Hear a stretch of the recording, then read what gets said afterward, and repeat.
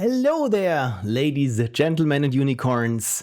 Welcome, denizens of the internet. It's your pixel uncle Phil. Hi, everyone. How are you doing? Thank you so much for dropping by, everyone. And congratulations, Frank, on winning the quiz. By now, you should know all the questions, apparently. But no, the last question about their Seto Manor, this was not new, but I don't remember writing it. So maybe we have a little bit of a mystery here as well.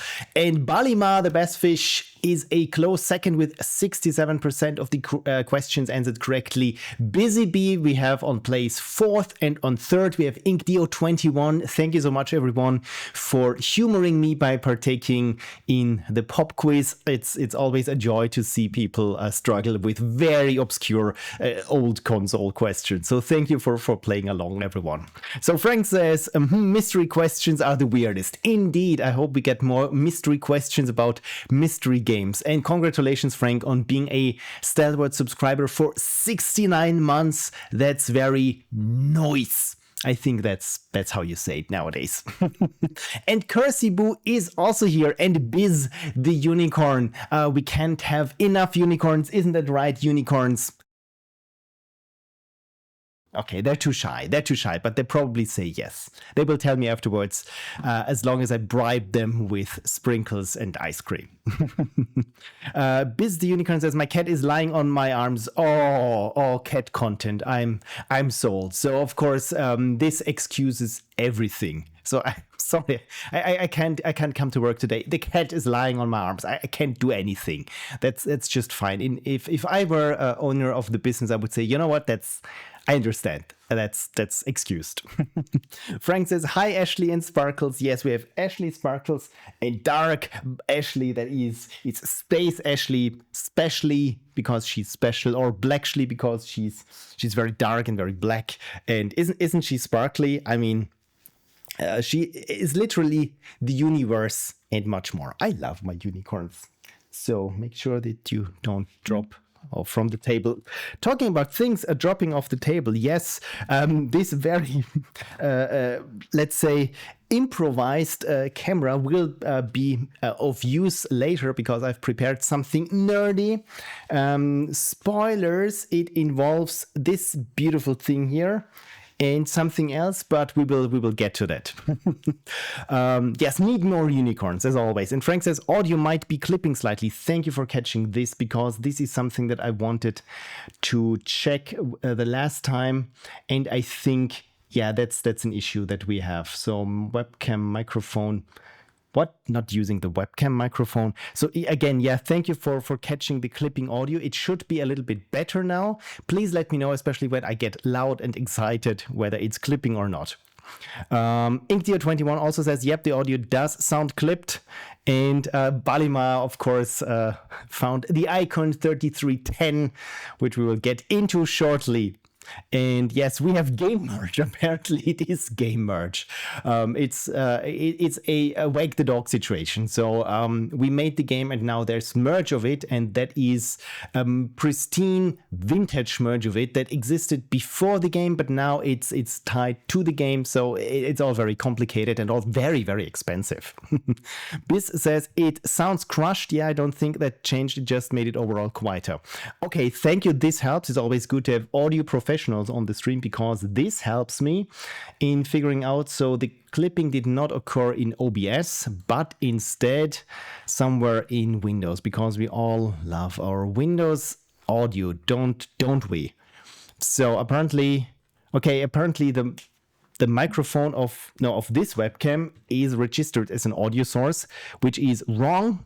Disable. And yes, okay, here we go. The microphone here is clipping. The levels are too hot. Are they better now? And if not, there's that. So I decreased. Oh, now I can see it. This should have remedied it, because yeah, this was the microphone preamp, so the most analog of it all. So I turned up the microphone volume in Windows to about 60%. I have the microphone volume in OBS to about 60%, and I have the pre-comp setting at a quarter. So I think this should be good. Okay, Frank says yes, better. Biz says better, and Inktio21 says Windows. There's the issue. Yeah, talking about Windows issue. Since I think 2 updates ago, I've been having virtualization issues with Windows. And something called the hypervisor just crashes my PC, and I'm talking about blue screen of death crashes. Fun fact, with Windows 11, the blue screen of death is not blue anymore because apparently it's bad marketing if all the screens flash blue. So it's the black screen of death. So it's still a BSOD. And it happened like twice when I was working in Resolve. And it happened once when I was in a game and it fetched new assets. So it was really when I was just around the corner to a new region in the game that I was playing. Computer froze, black screen of death. So yeah, it's if my stream suddenly goes quiet without any warnings, there you have it. So I hope I can be back up in, give me about 5 minutes. Right, okay, with that out the way, and with Balima here present, and it's not his time zone, so I apologize for that. Let's get right into it. So I promised you some more Ludum Dare, and let's switch over. Yes, it says here Ludum Dare 59. And one thing that I forgot is to reset the RNG 3000. Because I want to play the game that Balimar, Busybee, and Frank made for this Ludum Dare. And it's the one that apparently here in the inspect tool is already, this searching for signal has already been chosen because I forgot to clean it from the RNG 3000. But fear not, dear friends, fear not. I will just go to the site manually because that is something that is possible. Searching for signal. There we go. So apparently it's about 160 days to the next Ludum Dare. I hope you're all psyched. I'm not yet. It's like asking people what they want for dinner after having had dinner. So of course it's yeah, probably not what I'm looking forward to right now. But yeah, ask me in 100 days or so. So right. Mr. Troy is also here. Thank you. Biz said, and you, yes, right, of course. I was also part of the team. I completely forgot to mention. Yeah, I also did some stuff there.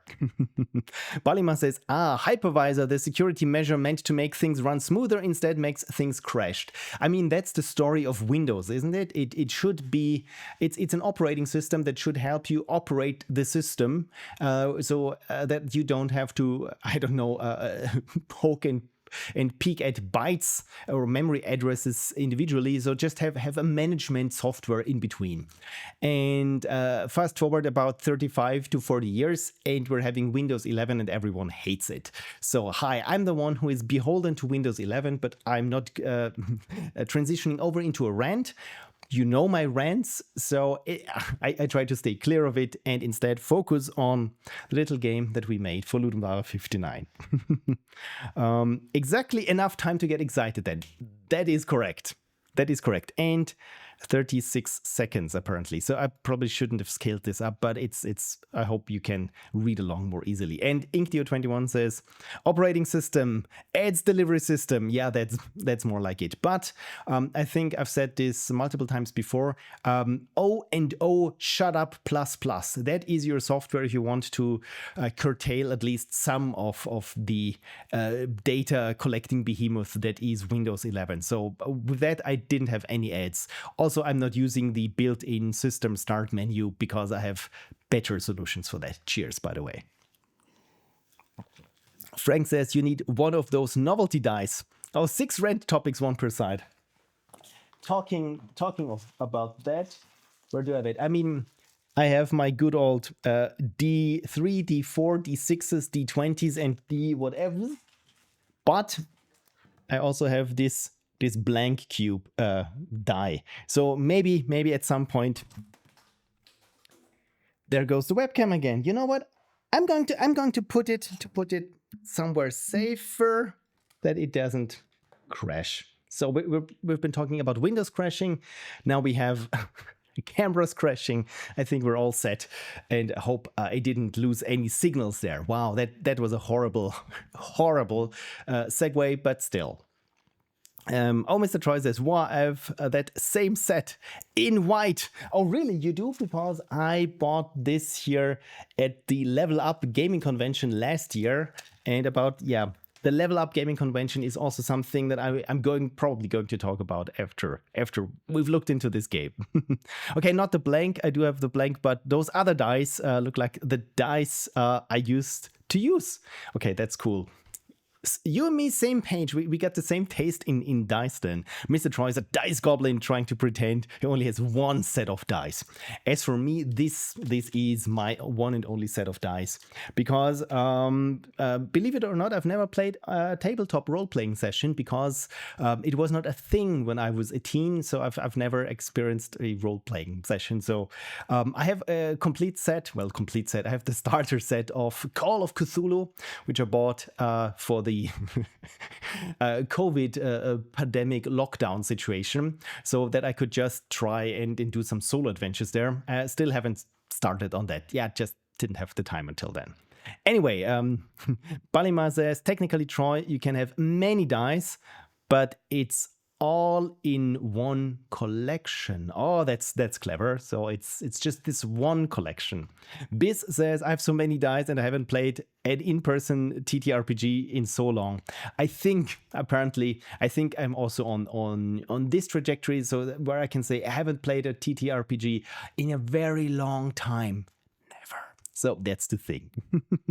Oh, Mr. Troy used to game master at board game conventions in my 40s. That is cool. I also probably need to get started with TTRPGs. A good game master, because then it's a little bit harder if you just try to learn the ropes while playing solo adventures. Biz says, let's start an actual play podcast as your first game. Okay, this probably would be something, but maybe it's not too interesting when I'm just again trying to learn how to play this. But you know what? I could. I'm open to it. And Mr. Troy's watch streak, currently 5 stream streak. Congratulations, Mr. Troy, for sticking with this old pal of the internet for this long. And Frank says to Balima, you need to invite Phil next time. You do a one shot, probably. In that case, I can just travel there. I mean, Austria, Australia, it's just 2 letters. I mean, that can't be that difficult, right?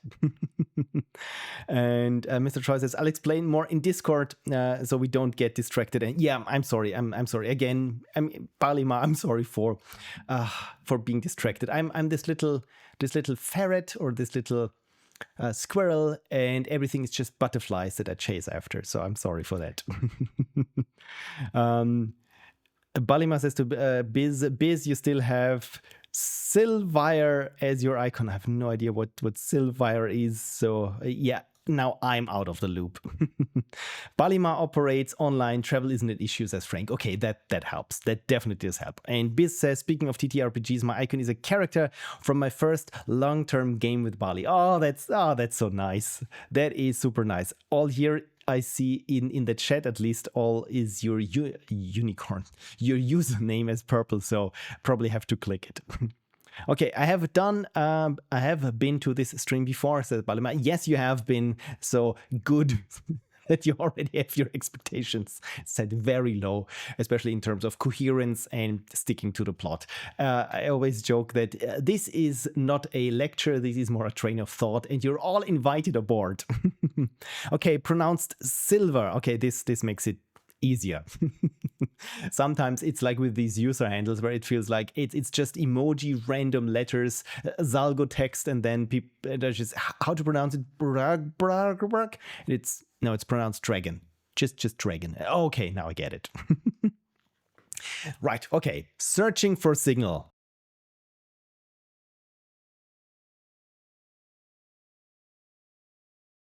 It's so hard with me, right? I just wanted to add a chapter mark and all I did was cue the end slate. I'm really sorry.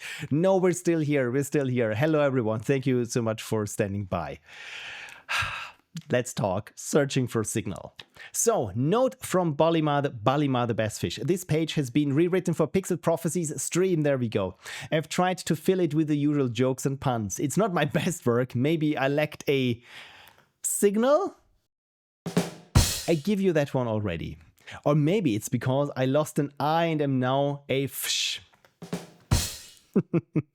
Oh, this reminds me of one of the good old, what was it, Infocom adventures, where at some point you have a T remover and it removes the T from words and letters. Of course, you can utterly break your game, but I think it's a super novel idea for text games, where when you have something that is maybe, I don't know, a tree house and afterwards you have a re-house. This doesn't make any sense, but it was used much better than I could explain right now. Anyway, welcome to Searching for Signal, an atmospheric platforming adventure with more bars than your phone, more static than a cheap radio, and more bad connection jokes than any reasonable person would carry. You are a lone climber. Or probably trailer voice. You are a lone climber in a city that has truly gone off the grid. The robots still talk, the buildings still stand, and the streets are technically still in service. If by in service you mean one bad gust away from becoming a structural voicemail. That's kinda neat. Rust clings to the walls, dust hangs in the air, and the local infrastructure appears to have been maintained by one tired guy with a wrench and no training in current affairs. Current affairs. That's a very powerful metaphor, I want to say. But there is hope. A couple of bars of hope, maybe. Oh, did you make a joke of raising the bars yet? Oh yeah, thank you, Biz, for redeeming Unicorn. Balima says, a friend of mine once crashed her entire bank's online system by inserting an emoji into her account name. Wow, okay. This is why you do testing. This is why always make sure that when you program that even your IDE accepts emoji as variable names. If that works, you probably should be safe. Okay. Psych, no stream, got him. I have no idea what this means, Biz the Unicorn. I'm sorry. Psych, no stream, got him. I don't get it. Just way over my head. Curse says special description for the stream. That's fun.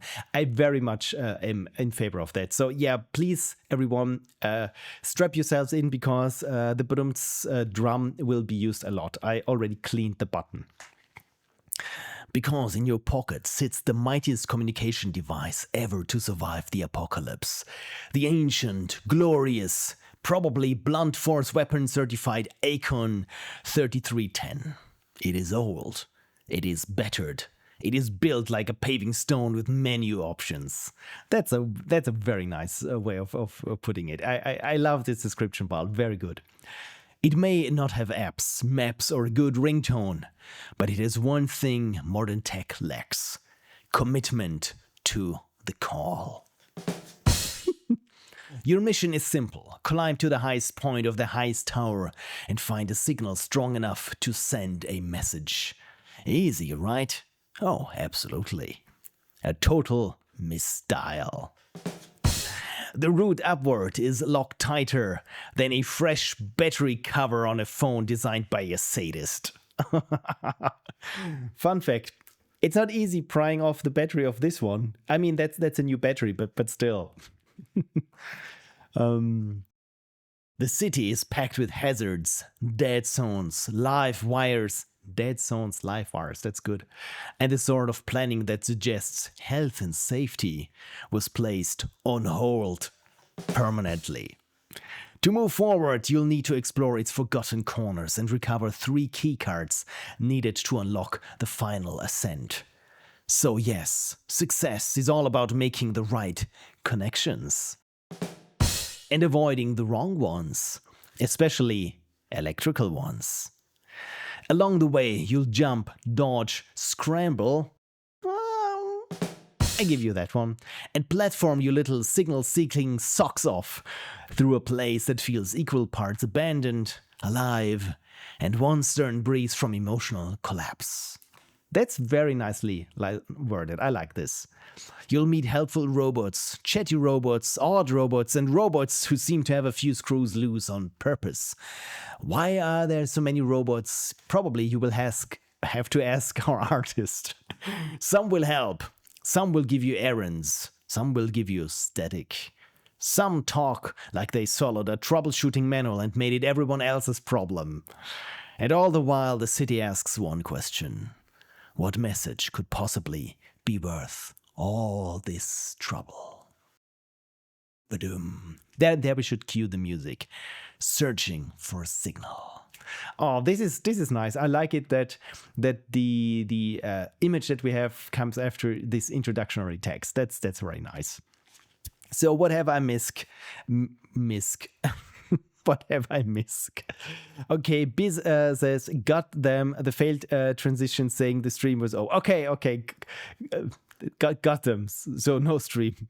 Now again, thank you for, it's always, I'm sorry for forcing you to explain the joke to me. This always kills the joke as well as the mood.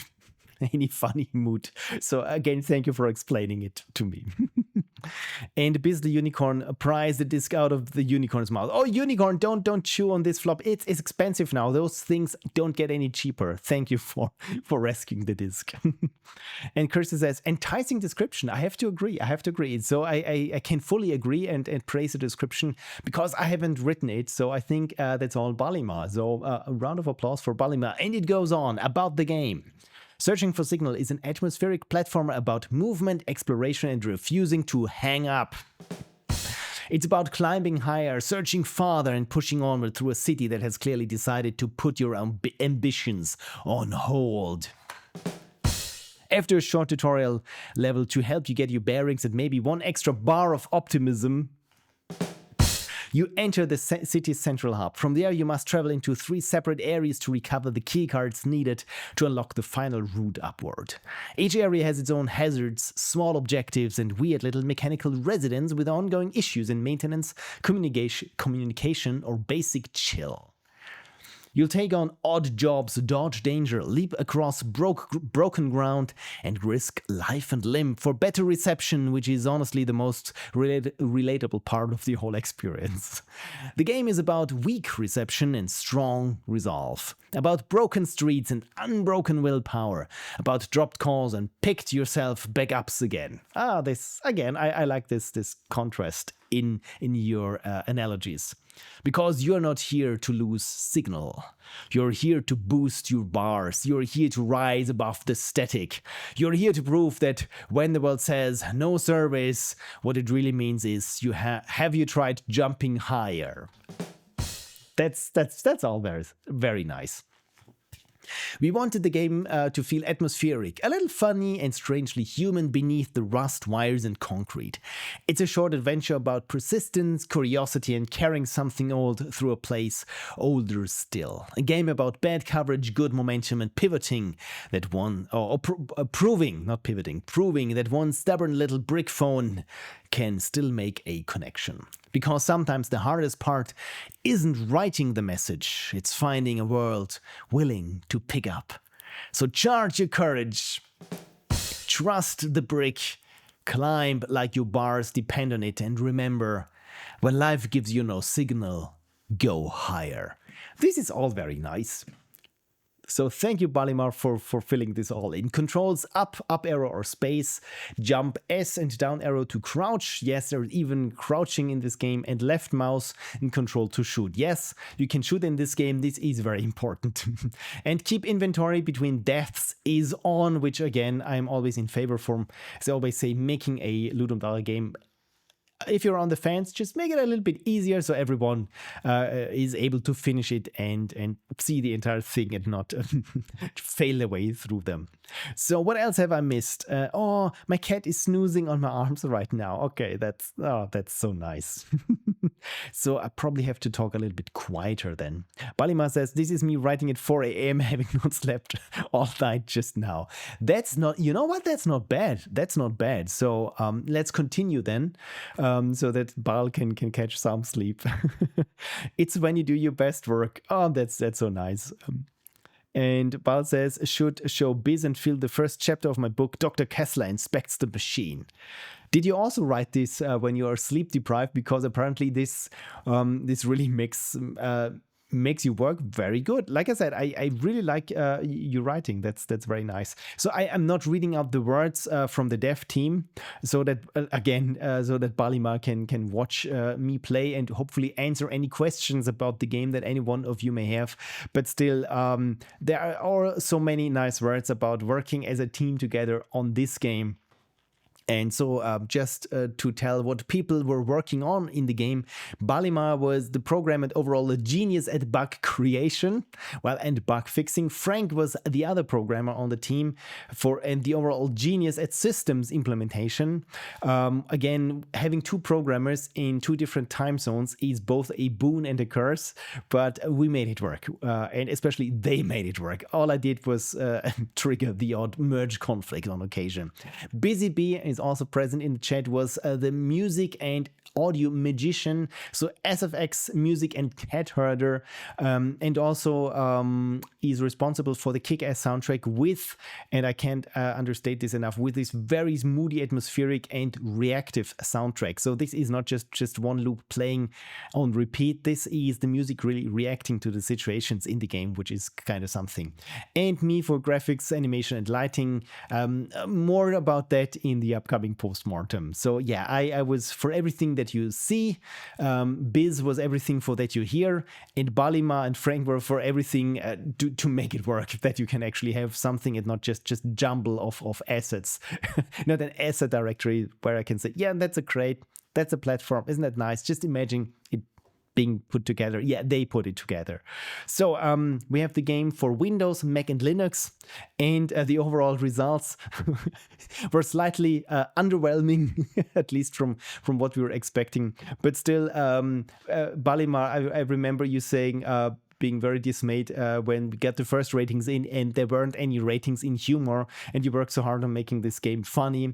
So I was very happy to see that we ranked the highest in humor of all our results. So I'm very happy that at least the humor was there. What else have I missed? Frank says, I just thought of a new ending for the game. Maybe a bit late to change it though. I also thought that maybe we could have one character that is also present in the ending, that we can maybe put them somewhere. But I do like the lampshade hanging that we didn't. Yeah. Anyway, we will get to this. I don't want to spoil it already. Balima says, partly named Moose says it was good, meant 24/3 almost coverage and non-stop coding work for the duration. That's the thing, is when you're in different time zones, it's both a little bit hard because it's hard to find a time that works for everyone. As Frank said, it's at least for one party obnoxious o'clock at any given point. Just realized that the microphone is blocking the cable. But on the other hand, of course, you can do handovers, and yeah, the project being worked on 24/3 in this case. Right. Biz says, especially when the comments seemed overall very positive, it's odd. Yeah, the comments, again, I read through them. I didn't respond to any of them because I didn't want to jump in. But Balima was and also Frank, and I think, yeah, Frank and even Biz were handling the comments. So yeah, from what I read, they were usually very positive. So yeah, it's a little bit puzzling to see the results, but in the end, as we all know, it's never about the results. It's more about the journey along the way. So I already have it downloaded, of course, because I'm a very prepared streamer sometimes, so we can jump right in. And as always, I like a good icon, and this time someone I know was responsible for drawing the icon, and hi, you're looking at this person.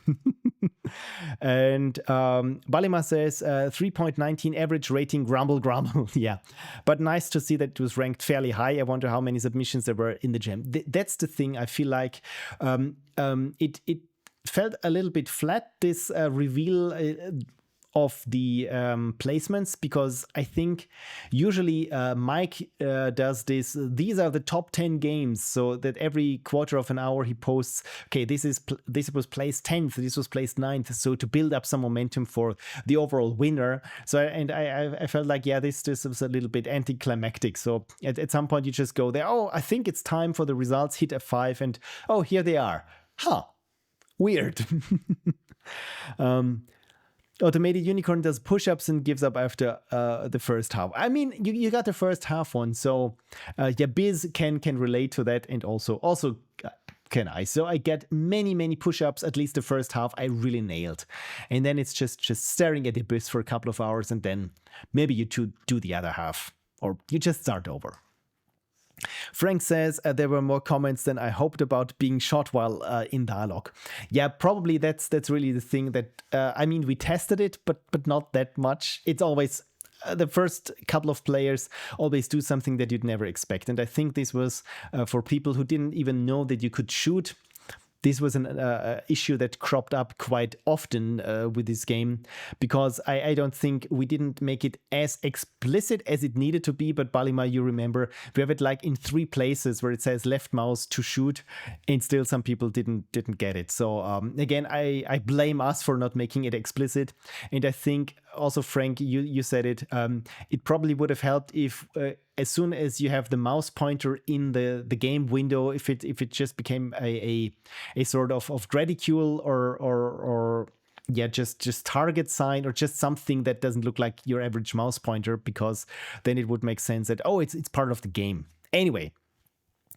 Kersey, oh, thank you for looking it up. There were 1610 entries. So considering that, I mean, where are we? I mean, we placed in the upper third, roughly, almost. No, roughly, right? So that's not too bad, actually, then. Thank you for looking this up.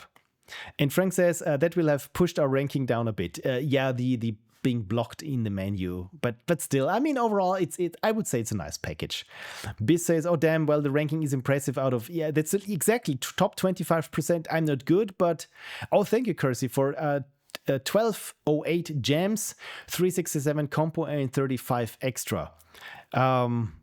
Yeah, considering that, really, we can be proud of ourselves. Balima says, I think maybe Mike is not feeling it anymore, especially after the poster referenced in the initial interview. Yeah, with Mike, I feel like he has emotionally a little bit checked out of Ludum Dare right now. So I think at some point we have to bring our own motivation and our own hype to it. Maybe things will change with at least with the last few ones, perhaps. But I mean, right now it really feels like, yeah, we're on a sinking ship a little bit. Balimar also says that shot in dialogue issue rarely happened for us. Exactly. So it was fairly far down the priority list in the crunch time. Yeah, as we all know, at some point you just have to pick and choose what is game breaking or what is just a nuisance. I always struggle with how to pronounce this word. Anyway, what is just annoying but not game breaking, so of course they will be pushed on the nice to have list at some point. So yeah. It is what it is, and I'm still proud of it. Biz says, oh, I remember seeing a lot of 300s, but the overall is 500s. Yeah, the 300s, right?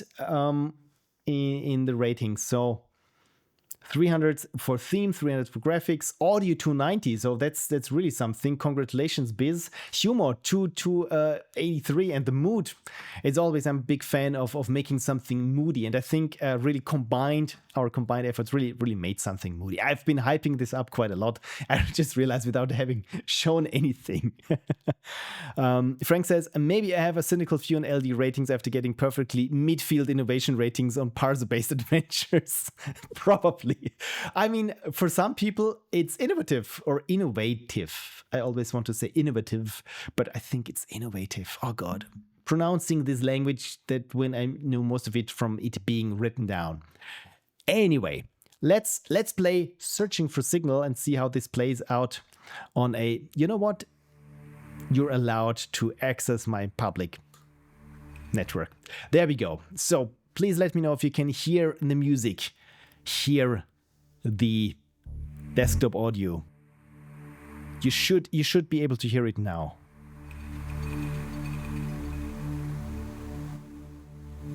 I hope you do, because I really like how it sets the tone. It reminds me a little bit of Dreamweb, if any of you played this game. Good. Okay, you can hear it decently. So, as for the help, whilst to move, aim with the mouse and shoot with the left button. Should we have spelled it out with the left mouse button? Because maybe people are pushing the left button on their, I don't know, icon phone? Who knows? Isn't that cute? So let's start the game. No signal. Always the same. Well, better get climbing. I have to get this message out. So, and as usual, I run into the opposite direction. So we have here a character who is able to crouch, jump, and shoot. Isn't this cute? So, first tutorial for the player. Yes, you need to know how to jump in this game. And here we have our first character interaction with Hinton D. Mockwell. And Balima, you really have to spell it out for me, because I don't get this joke. I only get the Mockwell, because maybe they're talking in a rather mocking tone. But apart from that, I didn't get it. And Red Pixels here. Just a quick hi, gotta sleep soon. Enjoy LD59. Thank you so much for dropping by, and sleep well and sweet dreams. And yeah, and the Biz, the shooting sound is Biz saying pew. And I really like this, because mouth noises are probably, in my opinion, very underrated, because you can, if you're creative, you can do so much mouth noises, you process them, and it works for many things. So that's I still like it, because if you don't know it. Okay, Hint and Mockwell. Oh, now I get it. Hint and Mockwell. Thank you, Balimar. Finally, I never had time during the jam to ask. And Frank says, also I've been assured that any resemblance of our main character to Future Phil is purely coincidental. In fact, it is. Probably it was subconscious. And I wore a yellow shirt when I did the recording of me running, that I used as the basis for this character. Or did I use it? Well, you will have to watch the upcoming postmortem to learn how I did the animations on these characters. Also, the scaling, I feel like I didn't get right. So Hinton D. Mockwell is slightly oversized, but overall, you know what? Maybe that's intentional. B says, damn it, we could have had cake at the end. Oh yes, automated unicorn, me too. So, Hint and D. Mockwell says, is that seriously an Acon 3310? My great-grandfather had one of those. So, how should we respond? Because I really like this, that we can respond differently. So it's always, it's not something what we change the outcome of the game, but it's how we go there. And I always like it when it's more about the journey, how we go there. So Kersey says robots can be any size. That's right. I never specified if Hinton D. Mockwell is a robot or not. That is absolutely true. Frank says, my new idea was that the ending could have been that the extremely important message was, hello, I ordered a pizza with you earlier. I forgot to specify. No anchovies. Giant women. Or in this case, giant woman, right? So completely makes sense. I've recently read also a cyberpunk noir game where there's a certain class of people who are giants, if I only could remember. But it was kind of cool and also fit the theme of noir and cyberpunk. Okay, either way, thank you, Kersey. Balima says, I had intended early on to have different endings based on how your character treated the NPCs along the way. So, you know what, should we be nice, neutral, or with heat? I always go for the nice route, but again, it really depends on, some players want to play the aggressive player part. Oh yeah, one thing that I really like is that the hit points are displayed here on our icon phone, and also the reception, the bars. So our signal is not very strong yet, but we will get there. You know what? Let's. Biz says heat isn't capitalized like the others. Indeed, yeah, that is I think I would mark this as critical to game breaking, especially in our nitpicky case. Yeah, if something, you also said this, if the capitalization is not there, if the grammar is not there, if the punctuation is not there, and my pet peeve is if something is slightly off center where it feels like it should be centered. Yeah, this again is a pet peeve of mine. Frank says, I go either for nice or for random click if I wanted to test something. You know what? Let's bounce between heat, neutral, and nicely. Let's have this nice smorgasbord of all possible answers for the next encounters. Cursor says post LD update to capitalize heat. Indeed. So let's respond with heat. Careful, this relic has enough bars to dial up your ego and disconnect it. Okay, I like it. Jeez, relax, Grandpa. Mock me, humor me, charm me, it's all the same. The real trick is using that phone for anything drains the battery faster. So if you want to send a message with your signal, be very sure you've got enough power left by the time you reach the end. And look out for the turret up ahead, Gramps. So, did we implement this? I don't think we did. But look at this. We get jumping and nice back and forth there in layers of the background. And also a parallax background. This is really something that I'm very glad that Balio managed to implement. And I think it wasn't too heavy or too hard to implement. So we got light sources and if you notice, the music has changed because here we just ran into a robot. Yes, another feature that didn't make it shooting to discharge the battery. But we managed to discharge, dispatch. Now what's a dispatch of the enemy? And another thing, I realize probably we shouldn't be able to stand there, but still, it doesn't matter. So there is this bad turret. So that's one of the enemies here common in the game that is just turrets. But once you know that you can shoot, pew pew, it's much easier. So, and here we are in the hub area that looks a little bit darker than the rest, and also I see here the background image is not placed correctly. Full spoilers, yeah, I didn't get to this. In the end, there was this pass where I said, hey, when you're done with the level, I will just take it and use like 40 minutes maximum to polish it.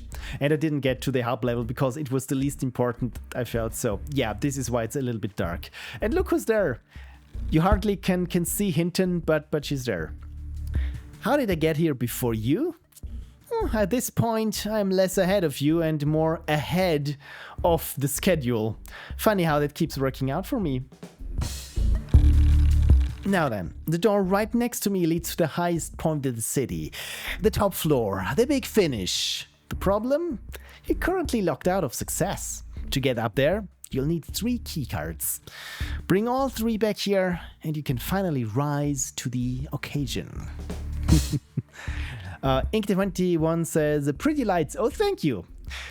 That's, I'm a moth. So I'm very much drawn to lights, especially colored light sources. So I love tweaking all the lights in the game. Balima says, it was easy to do just a node and attach the image to it and then play with 2 variables. But still, you had to figure this out. This all eats into the production schedule, so I'm glad that you did. Also, Frank, thank you both to programmers for humoring me when I said, could we have this? Could we add this graphic in there? As always, we didn't manage to get all the graphical assets in there, but I'm still very thankful that you managed to cram in as much as you did. So thank you for that. Okay, InkDeo21 zoned out for a while. What engine was used? I don't think we said this. This was done with Godot. Thank you, Frank. Frank says, actually, did we remember to adjust the hitbox when crouching? Good question. I don't think I've tested it. So let's match the energy of Hinton D. Mockwell. Impressive. You've mastered arriving first at places you never leave. And yet here you are, still grateful for the local expertise. Try not to sound too jealous, it wrinkles the ego. Very nice writing again. Very nice. So yes, this is our hub area, so players can explore there. And we got some nasty spikes there.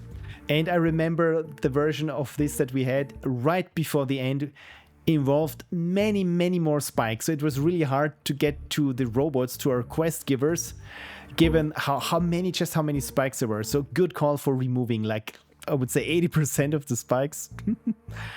Biz says, get hit again so people can hear me saying, ow! This will probably happen. Let's hear it. Not bad, not bad. Frank says, what we could have done with one extra day. As always, if we had one more day, we would have cramped even more in and still have some parts left unfinished. As always. And Lady Misleaf is here. Did I read the time wrong? Maybe you did. Maybe you did, because I've been streaming for 1 hour, but you know me, you didn't miss a lot. So we're just here in the hub area of our game, searching for signal, and this is Weldon Arkeys. Weldon Arkeys. Ah, excellent. A visitor with limbs. That increases my options considerably. I need some scrap metal, and there should be plenty through that door. Fetch some for me, and I will reward you with this yellow key. You may be wondering why I do not get it myself. The answer is simple and embarrassing, so I have chosen not to elaborate. So let's respond nicely then. Sounds simple enough. I'll see what I can find. Wonderful, efficient, and agreeable. You are already outperforming several of my previous assumptions. And through the door we are, and here we are. And I just tried to jump on this crate or box and could not land. And this has been another thing, that it is very unclear what you can land on and jump on and what not. I tried to come up with a shader where you could blend the diffuse color with just a different color. So just it's a linear blend. But turns out writing shaders, especially if you haven't done it a lot of it before, is super hard, especially when there's some normal mapping involved. And as you can see, there is a lot of normal mapping involved in these assets. So yeah, I didn't get it to work. I can show you what I got in the hub. So here we can return should we want to, but of course we need to find the scrap metal. And here, oh look at this. I think we've adjusted the hitbox when crouching. And also we can shoot through solid obstacles, which is helpful.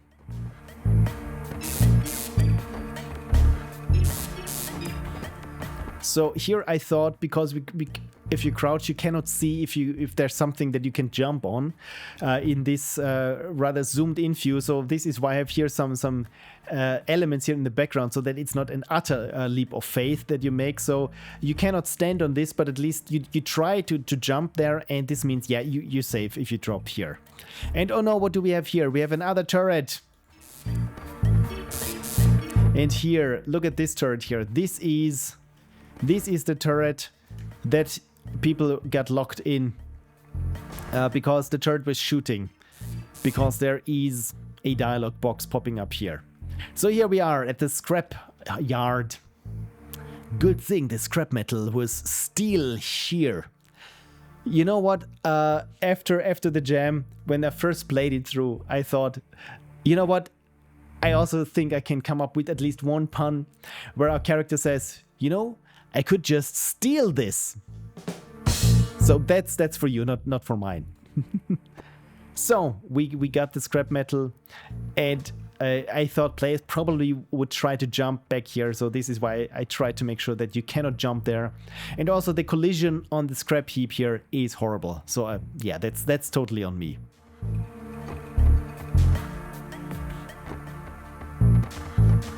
So, and here again, you feel like you can drop down on this, but if you make this leap of faith, you feel like, okay, I can jump on here, and yes, you can. You land safely.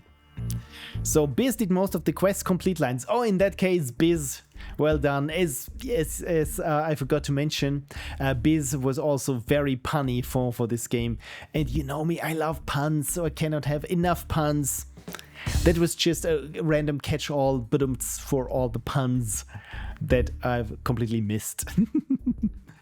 Yeah, thank you, Biz. That's your pun. And Kersey says visuals are still nice. Thank you.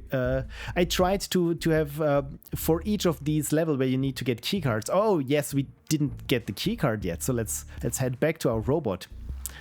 Have this phenomenal scrap metal just for you. Fe, I think the joke is there. That's the chemical symbol for iron, isn't it? In that case, there you go. Excellent. Now I can finally write your reward. I'm curious what you'll do with it. The answer must be riveting. Oh, this is what we said. Sorry, I attributed this to the wrong character voice. So the answer must be riveting. And Well Done Keys replies, this is a private matter. Please take this keycard and be on your way. All right, I won't grind your gears. Have fun. And look at this, we got the keycard and I still jumped through the door. But the good thing is we can leave right away.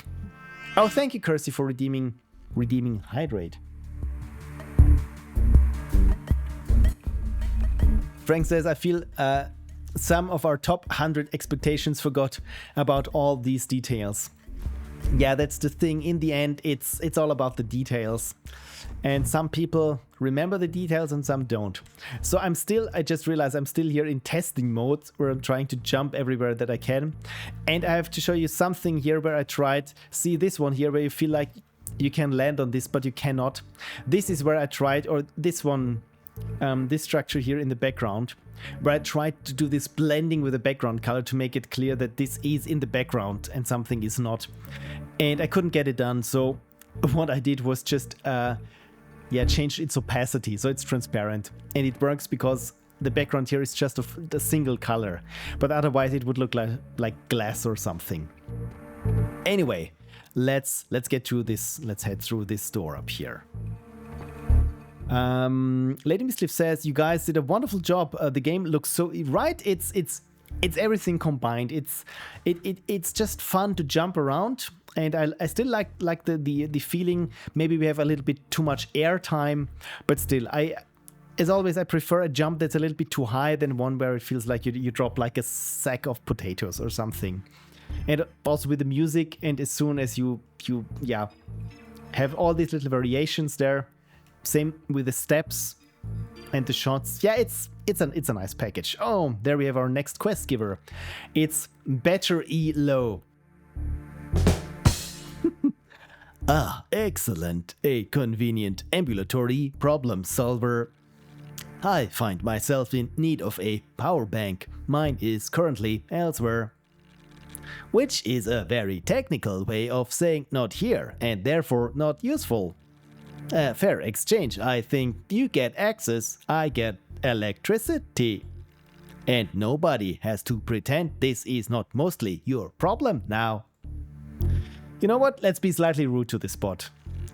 So you're a robot who can't even keep track of a battery?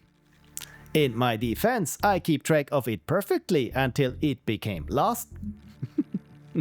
I like this dialogue. Also, I feel I should point out that misplacing a source of electricity is much more serious for me than it would be for you. This is not a personality flaw, it is a crisis. Retrieve the power bank and I'll trade you the red key. Then we may both agree never to speak of this outage again. Biz says, I thought I made a jump sound, but I don't hear it. Maybe it's too quiet though. There definitely is a jump sound, but through this very aggressive ducking on my stream, maybe I should just stop yapping for a couple of seconds so that you can hear the jump sound better.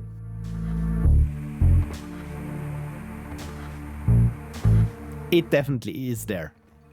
So then let's get the power bank then. And for this, I try to have this very cyberpunky feel to it with the few assets that we had.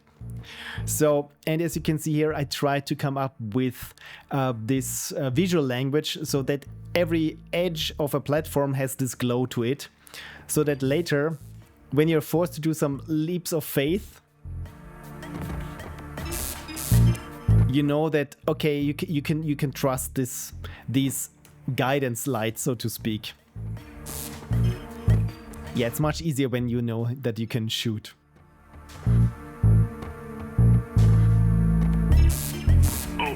Oh, damn it!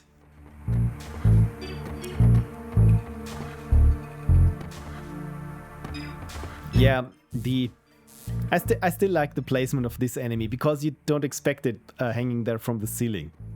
And see here, this would be one of those leaps of faith. So I think this Balima, you made the level, right? So on one thing, it really helps maybe attentive players know that all these platforms are spaced evenly. It's a little bit like a pyramid that you ascend with just these gaps in between. And on this side, it happens exactly just in reverse. So you drop down like very, let's say, very cohesive steps in a way. So hopefully, again, people get it.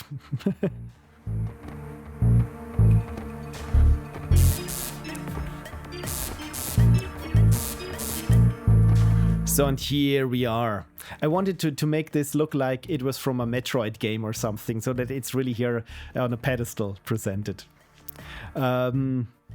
Lady Misliff says, I couldn't tell if that was the jump sound or Phil taking out his anger on the spacebar. I would never take out my anger on the W key. We're getting a little bit of ASMR when you smack your lips. Oh, thank you for that. I try not to. Just swallowed. Sorry for that. Okay, the enter key gets my wrath. Okay, so let's get the power bank then. Battery Elo says, I've got the power bank. The power bank. You know what? I think this should be our character then. So, and yeah, on this side, there is absolutely nothing. So hopefully players don't try to jump there because there is no guidance light for them. So making their way back should hopefully be as straightforward as it was getting there.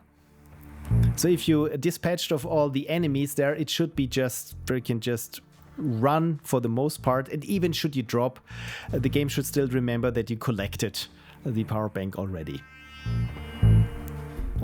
It should have that NPC name, right? It should be the player name. This is the first time I realized this. Cute Tina Turner. I got power! Yes, we did.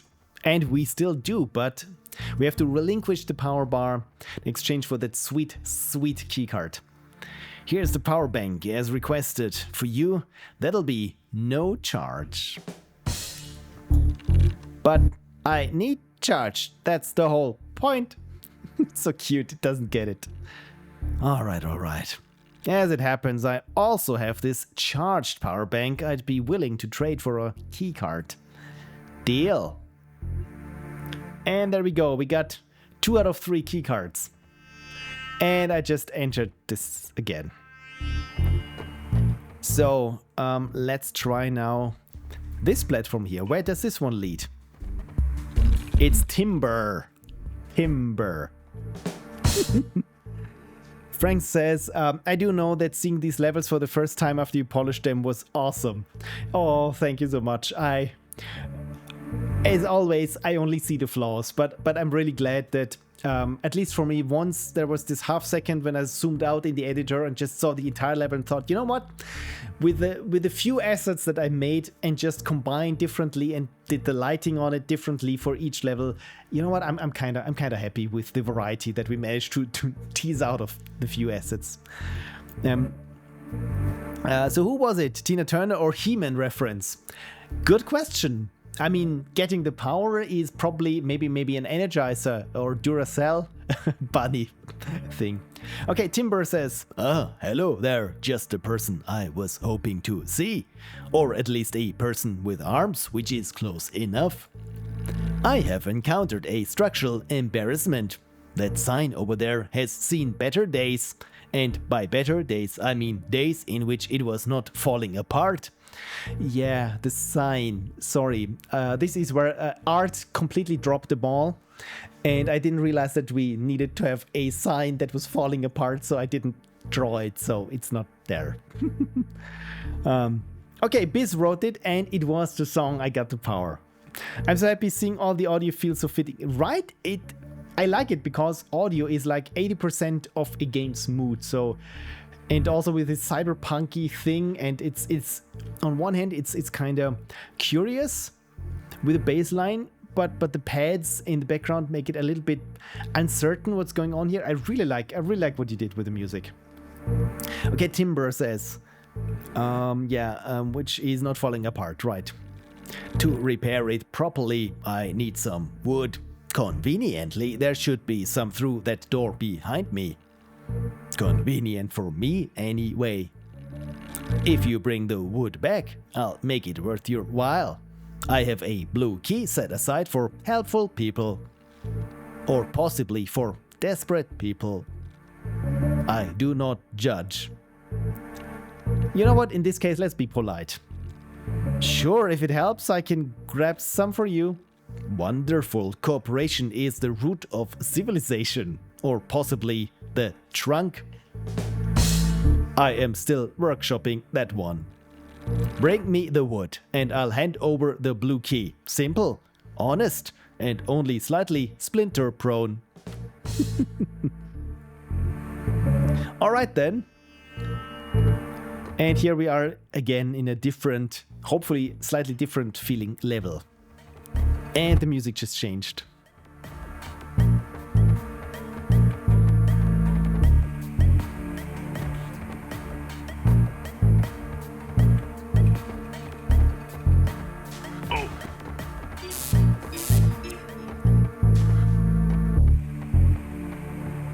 Damn it. I like that in the music, when there's an enemy around, that the klaxon sound is part of the rhythm. So let's. Oh damn it! It's playing a little bit too dangerously. So don't jump here because there are spikes on top, and another of the ceiling turrets. But I mean, for me, it's now easy, of course, because I know where these things are. And I like how I improvised the platform here that we can jump on. So.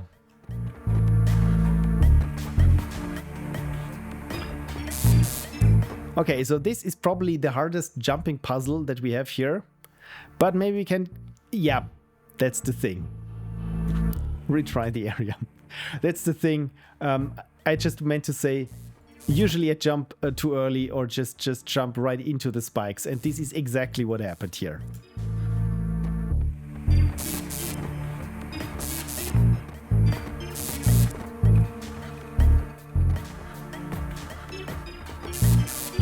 So let's try this again carefully. There we go. I'll be taking this wood. Thank you very much. Thank you. Yeah, this is where I said, guys, in our cyberpunk game, I don't know if wood is very fitting, and it's not easy drawing a pile of wood planks.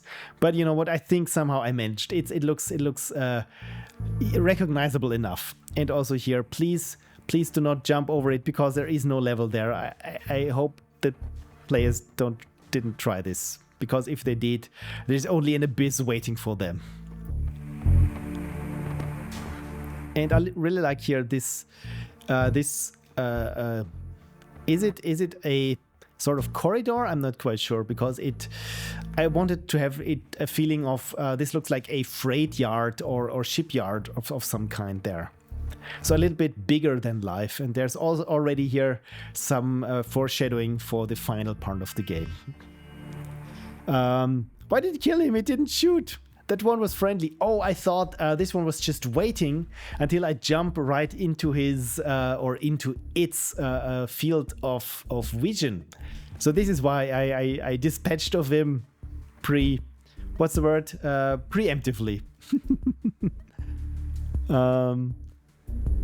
Kirsty says the music gives it a nice atmosphere, and Frank says we should have had voice lines. Yeah, at some point there's only so much time that we had, right? Also, the reason for all these NPCs being robots is, as always, I just drew this one robot shape and just changed the color and thought, you know what? If later I still can exchange them for other characters, more distinctive characters, and yeah, you know how it goes.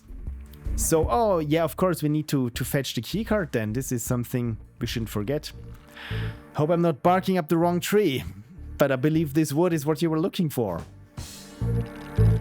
Yes, now I can warn people about these bits of exposed sharp metal. That would have been nice earlier. So, the key? Right, one key card coming up. Coming right up. Thanks, this will really spruce up my wallet. Please, leave. I would if I could, but you wouldn't believe how much I'm enjoying this. Yeah, just make it like a tree and get the hell out of here. Calling law enforcement. Okay, I'm leaving. So, we got the audio cue, we got all the 3 keys, and for some reason the icon has been modded to also display high-resolution color graphics. Isn't that neat? And we are almost there. We just need a couple of bars to get the signal across. If I can make the jump. And see, now this one is lit in so many ways. Balima says it's a fast way to escape this level. Yeah. I mean, for speedrunners, of course, after you get the key, then of course you can try in some cases to die on purpose, because then it puts you closer to the exit. Also, note more cards in this stage means an improved signal. That's the thing, apparently. The more cards you have, the better your signal is. And finally, here we are in the last stage. This is the first one that I worked on, so this is where I spent the most time, and I think it shows. I wish I could have had some particles here, because I wanted to have it raining here in this part, because this is a bit of a longer jumping sequence. So yeah, I hope that the enemy placement is not too, or the platform placement is not too harsh in some places, because it's a relatively long level compared to what we have.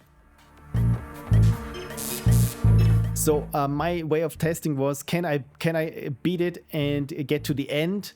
And once I got to the end, then I thought, you know what, then it is possible, and I stopped moving things around. Also, what was my secondary objective with this level was that when you drop, you don't have to start over from scratch. So don't. Should you fall there and try to keep inside of this big structure there in the background, you should fall onto a ledge or something. And also what I thought was to introduce here some different kind of ledges, like these diagonal ones, and I'm so glad that it worked with all the collisions that Balima and Frank had put in place. So it really, I could focus just on the level, and it worked by itself. So because when I oh my god, we have an anonymous gifter being super generous. Hello everyone, thank you so much for gifting 10 subs. Everyone is a subscriber now. We have and Parzidev just says, what's up? Hello Parzidev, thank you so much for dropping by. And the anonymous gifter Mwah. My love goes out to you as always. You have been anonymous for so long, but a gifter for almost as long as you have been anonymous, or the other way around. I keep messing things up. Thank you so much for dropping by and being so generous to all the nice people who are in here. This is really something. So hello everyone, and feel free now to use the advanced emotes of this channel, such as mana, the mana globe, or the health globe, or have future fill go like this. I don't know what you could use it for, but I hope you get the most out of it. Thank you so much. Balima says, sweet Jesus, and I have to agree. Thank you everyone for dropping by, and I hope you enjoy the gift sub. Yeah, I'm playing the game that we made for Ludum Dare 59, that is searching for a signal, and I'm almost at the end, so this is the big end. So hope you are ready, everyone. Please enjoy your gift sub while you enjoy the ending of the game. Hinton D. Mockwell suddenly appears. Yeah, this is, again, I have to apologize to the team. When I realized that Hinton D. Mockwell had to show up there, this was totally on me, because I read the briefing too late, because I already had made this big tower there, and it ended, as you can see there, on this 45-degree angle here. So there was no place to put Hinton D. Mockwell somewhere. So I thought maybe I can put Hinton maybe on a, I don't know, on a bar somewhere of a crane, just swooping in or something. But yeah, then of course time issues. But as always, writing will have to fix it, and writing did fix it. We got full bars. So this is why I drink something to celebrate, again, the anonymous gifter, as well as us finishing the level. And Frank says, it works fine as it is. That's the thing. Again, thank you for writing to have fixed it. Well, you made it. All right. Or was it all right? Wait, hold on. Why can't I hear you so clearly when you are definitely not standing anywhere near me? We've established already that I have special powers and contracts. Let's leave it at that. That explains nothing. And yet somehow it explains enough. Lampshade hanging. Besides, you're here now, and that means your antique brick of a phone should finally work. The tower here is the only one in the city old enough to recognize the icon 3310. A modern miracle powered entirely by outdated infrastructure and stubbornness. So, this is it.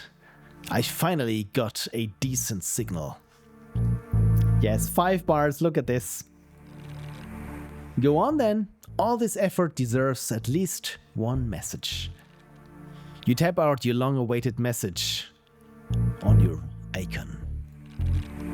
Do not panic. The ducks know what they did. Oh.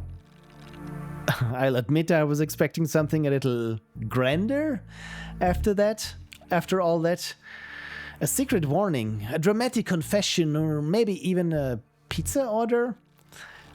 He went through 3 robots, several locked doors, turrets and mindless drones, not to mention an absurd number of fetch quests just to send that? Should we be polite or snarky? I'll let you decide, everyone. While I have some more water, hopefully not smacking my lips. Snarky says Biz. Lady Miscliff says snarky. Balima says I like snarky here. You know what? I think snarky is this nice, spicy way of ending the game. What? Were you expecting some world-shaking prophecy? Sometimes a truly stupid message is more important. Annoyingly well said.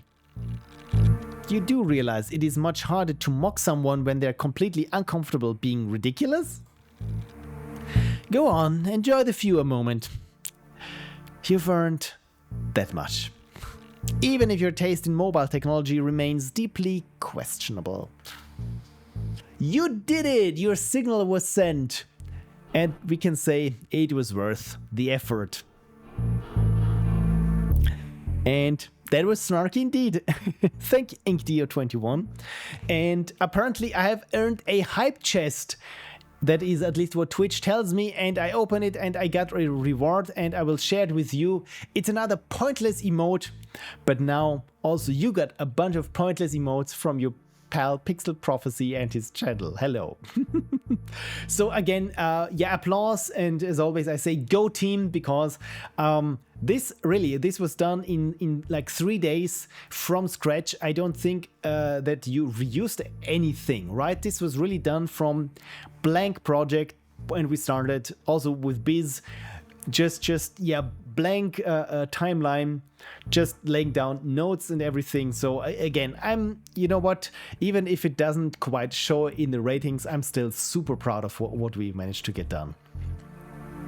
Also, this is also what I said, I don't think I've arted that much in that little time before. So again, yeah, everything just having it come together and play this nicely, yeah, together with everything that's in there. So again, I'm super happy with how it goes. And of course, one thing that we also must mention is that the dedication, and that this game was dedicated to Boulder. I think Balima, it was as you said, a long time friend and companion. So yeah, it's nice that we managed to squeeze it in there, because again, I'm really sorry that we completely forgot it with the very first submission, but also Frank and I, both of us, we worked to get it in there, so still in the submission hour, and I think it was fine that we added the dedication. So again, I'm really sorry that I completely forgot about it. But almost we still managed to get it in there. And yeah, of course, Biz learned Fmod for this thing. So this is another thing that I really like about Ludum Dare, is on one hand you push yourself, and on the other hand you push yourself learning new things. I mean, it's one thing to make a game in 48 or 72 hours, but usually I think with most of us, it's more about the journey, about how you can grow as a developer in certain areas. And as always, it's nice to find this one little aspect where you think you want to grow in some sort. And yeah, with Biz, you had Fmod. Also, Frank, you somehow managed to implement Fmod in Godot and hooked everything up. That clearly, audibly, it works. And again, I'm even alone from this. I think the worst Ludum Dare is when you end up and you feel like I have learned nothing. I did everything the same as I usually do, and the game was okay-ish, but I haven't learned anything new. And this never happened to me. I'm glad. So again, in this case, I definitely would call this a big success. So yeah, this was Searching for Signal, everyone. Thank you so much for sticking with it. And also, Balima, thank you for being here despite the obnoxious time of day for you. I hope I streamed now for 1.5 hours, just this one game. So I hope it wasn't too long for you, but thank you so much for being active in the chat. And again, thank you for your punny writing, as well as Busy Bee. Also, thank you for your punny quest completion lines. I mean, you still have me laughing because I don't remember all of them, and I guess I just leave. I mean, that's that's fun. Balima says, feels like cheating otherwise. Yeah, I mean, with some people, I mean, it's different when you do the solo, where you have to do everything from scratch and open source what you have in the end. It's different with the jam, where it's allowed to use something that you've already made and just adapt it. And I feel like some people take this to extremes, where they say, yeah, I have this complete, I don't know, adventure game framework, and all I need to do is somehow shove the theme in there somehow, but otherwise already got more or less half a completed game. And of course, that's differently than when you do everything in this 72 hours. And exactly, it feels like cheating otherwise. And again, you want to push yourself, you want to grow. And like I said, for me, it was making this much art and also getting to grips with GitHub, and this entire project management or file management thing really was something that I'm glad that I learned for this. So Lady Misleaf said, for me, it's accomplishment, whether or not I managed to complete a game, which usually wasn't a paid game. But it's the journey, right? This is my feelings is when someone said, yeah, I made a game for Ludum Dare and I vibe coded it with AI. I mean, on one hand, I say, yeah, it's don't think too highly of yourself, because in the end, it's like working with someone and you tell them just what you want, and it's not. I mean, when you wipe code something, I feel like, where did you grow? What did you learn? What would you make differently with the next time around? And when you wipe code, of course, you get something done in the end. Maybe it works. And even for a game jam, or especially for a game jam, you don't have to worry about expandability or architecture, or where you already put a noose around your neck and don't even know it, because all the systems don't work together like they should, because you can't know it if you have no experience with this. But in the end, you get something that maybe works, but I would ask again, what did you learn from it? How did you grow? Because for some people, the result is more worth than the journey there. And for me, don't get me wrong, I love having made something that is finished and complete and that I can present to people and I'm proud of. But equally important is, as I just said, the journey and learning new things and trying out things where I feel like I said, I've never made a run cycle in 20 years or 15 years or something. And can I do this and also have recognizable characters? I mean, recognizable that there should be human figures, because I struggle with characters. I struggle a lot with characters, with drawing characters. And I think they turned out nicely. I mean, of course, I used references, strongly used references, and traced something and just made adjustments on top of it. So I guess I did okay. But overall, if I just said, hey, Midjourney, draw me a perfectly animated sprite, and it did do it, I still would not know if I could do this. So that's just my 2 cents on this. Right, what else have I missed? Biz says, was just said it kept us from having a web build. Yeah, that's the downside. With many people, I feel like if they can play it in the web, it's much more likely that your game is being played or gets played, because as always, you want to reduce friction. And if your game works as intended with a web build, that's the thing. But you never know. Maybe next year or with the next Ludum Dare, it already works, or it's already possible to have a web build. At least these tools evolve, and HTML5. I mean, especially if you want to target phones or something, maybe they do it. I don't have the timeline on it, but my guess is at some point it probably should work. But I agree. It would have been nice for people to play it just in the browser.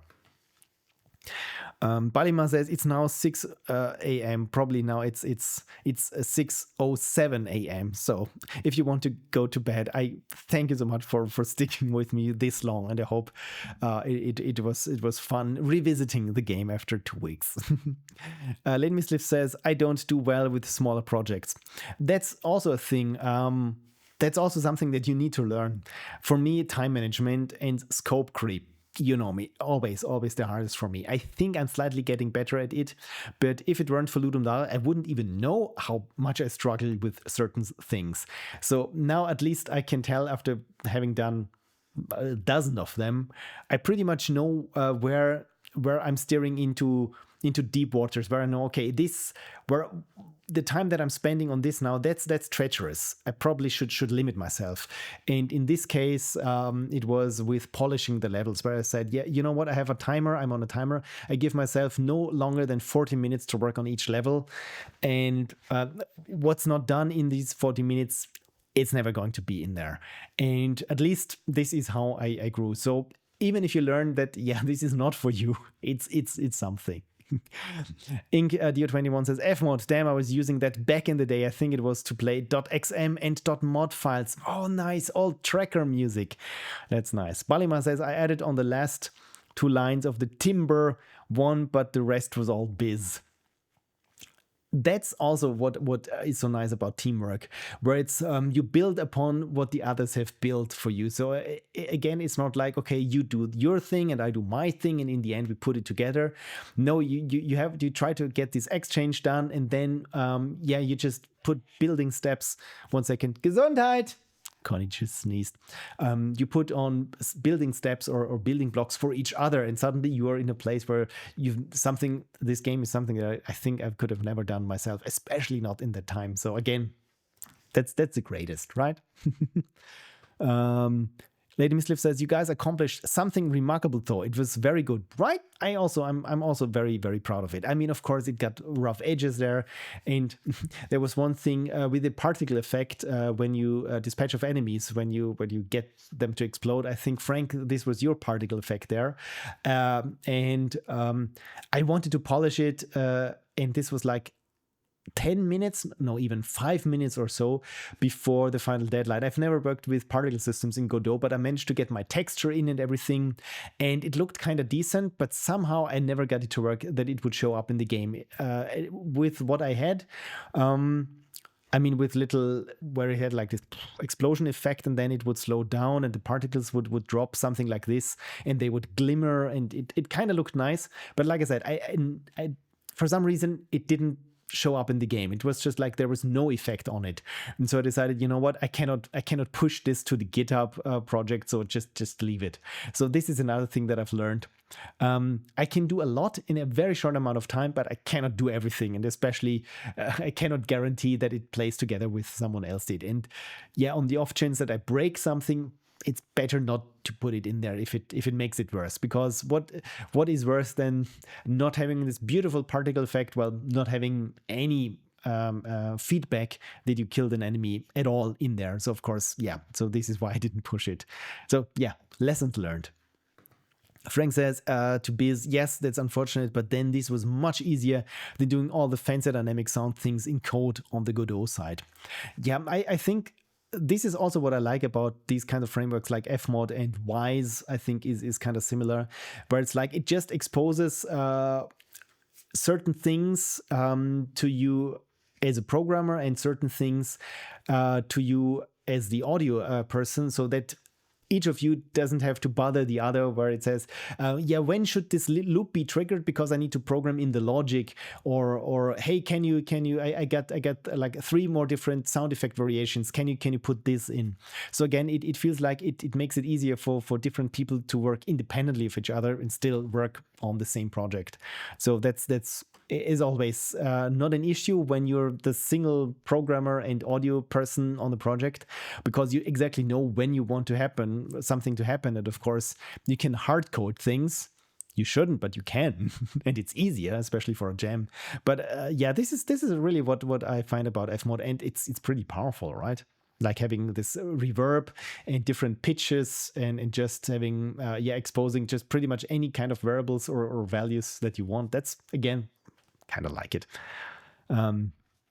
Kersey says, whole point of postmortems is the journey. Oh, thank you. Yes, the postmortems themselves are about the journey and sharing the journey with you. Thank you, Kersey. Yes. Biz says, I think the art of finishing something is seriously underrated, and jams are such a great way to experience everything that goes into that, and having that final experience of having this little accomplishment forever. Oh, that's so wonderfully put. The art of finishing something, because it kind of is some sort of art. I would say the craft and art of finishing something, because as us creatives, I think that's the hardest to know when something is done or something is just good enough. We all know you're never finished. You can always go back and do something here and something there. But you know what? Then you know, okay, I can step back, but it's a complete finished experience. And yeah, that's again, this is, you have something that is finished and a package, and it's not just like so many half completed projects littering my hard drive. Oh God, it's so many. So again, you have this accomplishment forever. That's very nicely said. Frank says, from what I understood, Fmod can do web builds and Godot can do web builds, but the people who did the Fmod Godot integration didn't get things to work together for deep WebAssembly technical reasons, and they're not specialists. Okay, so in other words, just the right set of people, the right engineers need to come together to make this work. Okay, so it's a solvable problem. It's not like the licensing doesn't, or the licensing prevents us from this. That's good to know. Lady Misliff said, you are right though, I enjoyed the jam LDs more than the compos. That's as always, it's about finding what works for you, and you can't know if you don't try it. Frank says an Fmod stance on official Godot support is we're exploring if there's enough demand. Right. Yes, probably fixable, but that's close to the deadline. As so many things are. InkDeo21 says, I'm out of here. Have a great stream. Bye. Thank you, InkDeo21, for sticking this long and for snatching one of them channel subscriptions. So I hope you have a wonderful week if you're still here. And if not, bye-bye. And thank you for watching the VOD just of me saying bye to you. And Balima says, putting aside my grumbles about the ratings, I'm generally proud of what we made together. And this game is easily the best one I have been part of on Ludum Dare. And it's, as always, it's not the result, but it's the friends we made along the way. But I mean, as corny as it sounds, it still is, I think, the actual heart of the core of the issue, the heart of everything. Because I've had terrible Ludum Dares, and none of them involved other people. So as soon as I collaborated with other people, with you, Lady Mistleaf, or with Lilu, with Max before, or now in this constellation, as always, working in a team of people who are all very goal focused, and it's not about some being a diva and trying to make it everything about themselves. It's just so amazing to work when just this, like I said, these creative stepping stones for everyone, where it's like, yeah, we know where we want to go, and suddenly we make this better and bigger than each of us could do individually. So again, I'm super proud and super happy with what we did. And yeah, the ratings, as always, it is what it is. And I mean, again, with some people, with how would you rate something, like you said, some games, like Frank said, that are text parser games, and they're rated pretty well in terms of innovation, and other games where you feel like, oh, they're super innovative, but people voted them down on innovation, because it's also very subjective. Also, when you're in a bad mood and you feel like, yeah, that game's crap, that game's crap, that game's crap, of course, to a certain extent, through this entire community voting, it's a little bit random in places, but I mean, overall, we're still, as Biz said, we're in the top 24%. I mean, that's something, right? We all worked pretty well together, right? And Frank says, based on the little missing details we talked about today, I'm not sure the ratings are unfair. Yeah, that again, I feel like, especially the most important ratings are those that have the comment attached to them, where people say, I didn't like that or this aspect of it, and here's the explanation of why. This, you learn so much as a developer from people voicing exactly what it is. Because if someone gives you a 2 out of 5 on something, this doesn't tell you a lot about what was actually bad about, I don't know, graphics. But if they say, I struggled because the foreground and the background weren't clearly separated from each other, then, oh, okay, I get it. I totally get it. Yeah, that's all fair points. So I feel like the comments were very generous and very fair in their criticism. And so with the ratings, again, it feels like a bit of a black box, because to some people who think, yeah, if this game is better than mine, then it deserves a 3, or it deserves a 2, or it deserves a 5, because you're just this optimistic, outgoing person. Again, I feel on that range, it can be random. Yeah. Biz says, I definitely felt the most proud of the audio for this jam. Nothing stuck out badly, and it all fit, which has definitely not always been the case in my jams, lol. And I was able to get in so much more sound design than usual in the time frame. Feels like I'm leveling up. See, this is, again, after jam, you've always grown in one capacity, either as a person or in time management or some other things.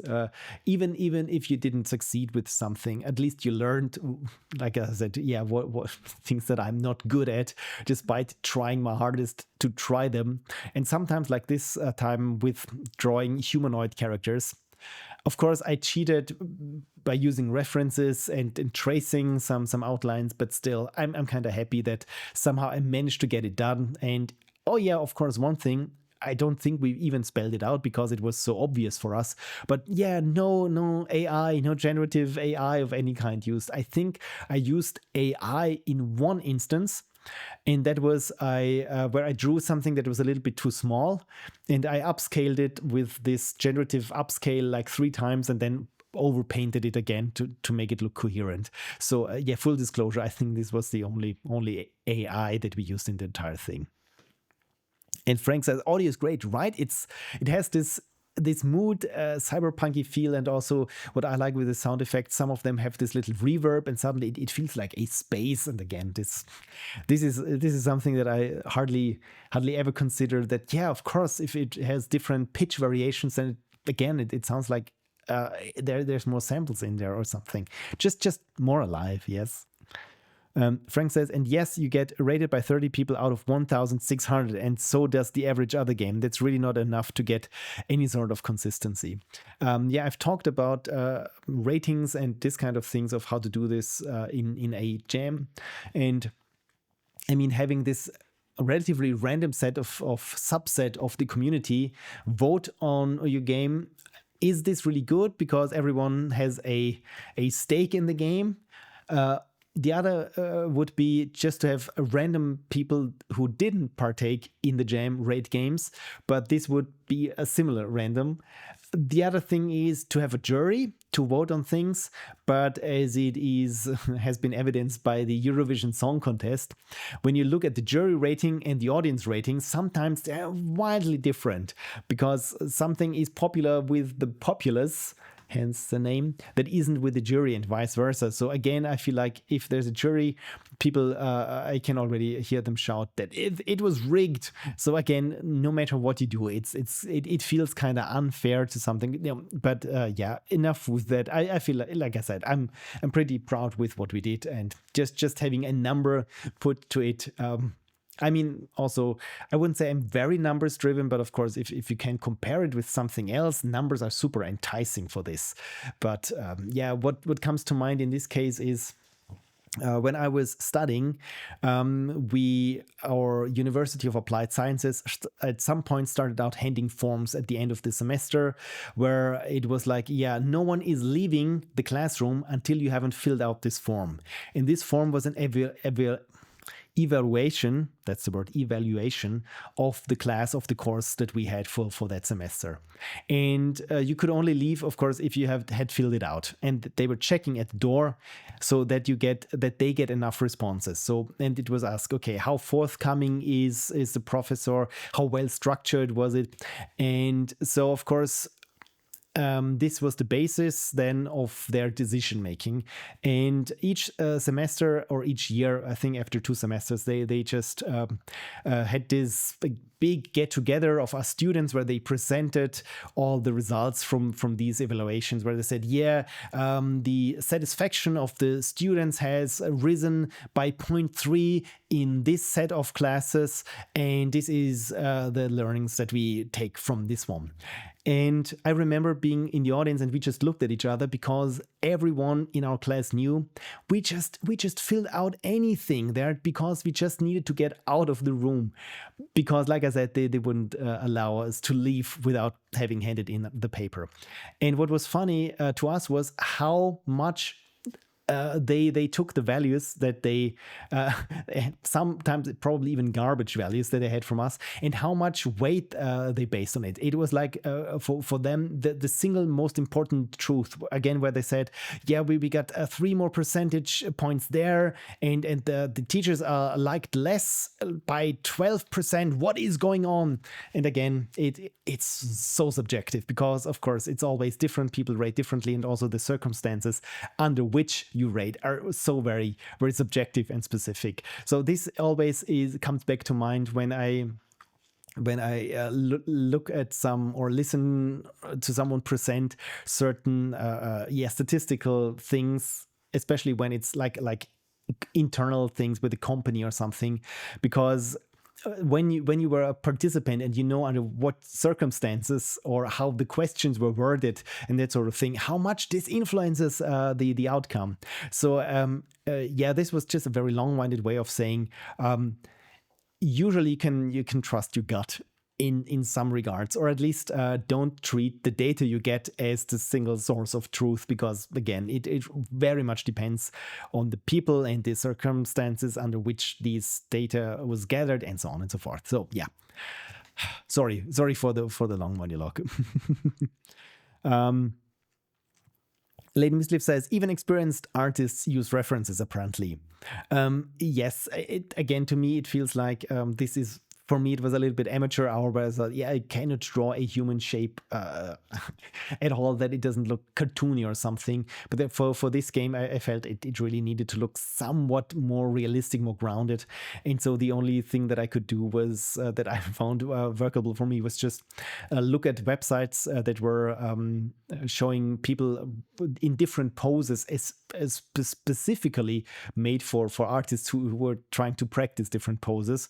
But instead of just okay, this is the reference, and I'm just using it as a reference with some of these characters, I just copy paste in Photoshop, and I just traced on top of it, and then just filled in essentially the solids, and did some lighting there, and then I thought, okay, that's good enough. So this is why I said it felt like cheating. Biz the Unicorn says, sometimes I like asking AI to brainstorm / write something so that I can look at it, hate it, and then know what I actually want to do / write in response. Lol. This is also something that I've realized when I occasionally ask Gemini for opinions, well, not opinions, but ideas on something. So, hey, I'm trying to do this. These are my current things that I have. What are your ideas to it? Or what other references? I don't know. And then it comes up with a list, and I think, yeah, that's shit. But you know what? So I know that I can disregard all these things because none of them fit anyway. But while looking at this, my mind went into a complete different direction, and there was the thing. So in a very roundabout way, you could say, yes, AI helps me come up with new ideas, but probably not as intended. Frank says, also good luck finding a jury to play this many games. That's the thing. That's the other thing. Because again, is a jury impartial? No, because you try to have a very jury with a big range of interests, so that at least you get some sort of average of tastes together. Yeah, spoiler, probably not possible. Then of course it's under which circumstances the jury plays, especially if one juror is short on time and they just play like 3 minutes of every game that they need to look at. Yeah, if some games have a weird twist in there or a subversive ending or something, yeah, this gets lost. Yeah, whole different bag of worms. And Balimar says, at the bare minimum, I rated everyone who left comments on our game. Then I went looking for more games. I think this, Biz said, I miss review trading on old writing websites. Reminds me of this. Again, I always feel like this is the generous, or not the generous, the courteous thing to do is, they spend time playing your game and giving you feedback. So it's only nice and valid to play their game and give feedback on their games. And I feel like in the earlier days of Ludum Dare, this has been much more common, because I feel, especially in the last, but is it 4 or 5 years now? Maybe, again, this is just very subjective. I feel like this has decreased in some sense. But I'm also one to blame, because especially with some of my games where I was lucky to get lots and lots of feedback, and I didn't get to play all these people's games. So again, I'm part of the problem in that sense.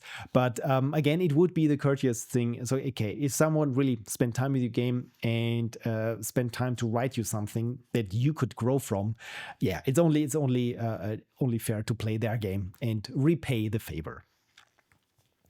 Right. So I think we still have in the RNG 3000 that very one last game that I didn't play. And signOS from wendel-scardua. I'm not sure if they are present today. I don't think they are. But still, this will be the last Ludum Dare 59 game that I'll be playing in this series. And then can finally show you why I have a camera on a stick here. signOS by wendel-scardua.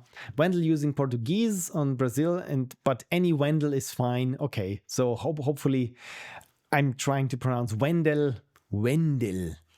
Now this was Spanish in the way of it's Spanish-ish, more like that.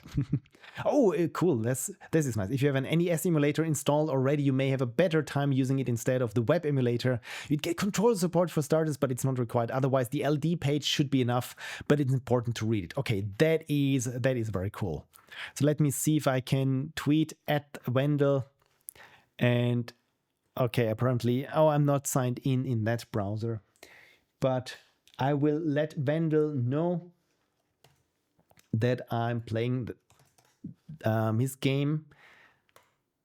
So I'm playing your game right now on stream. https. We must be safe.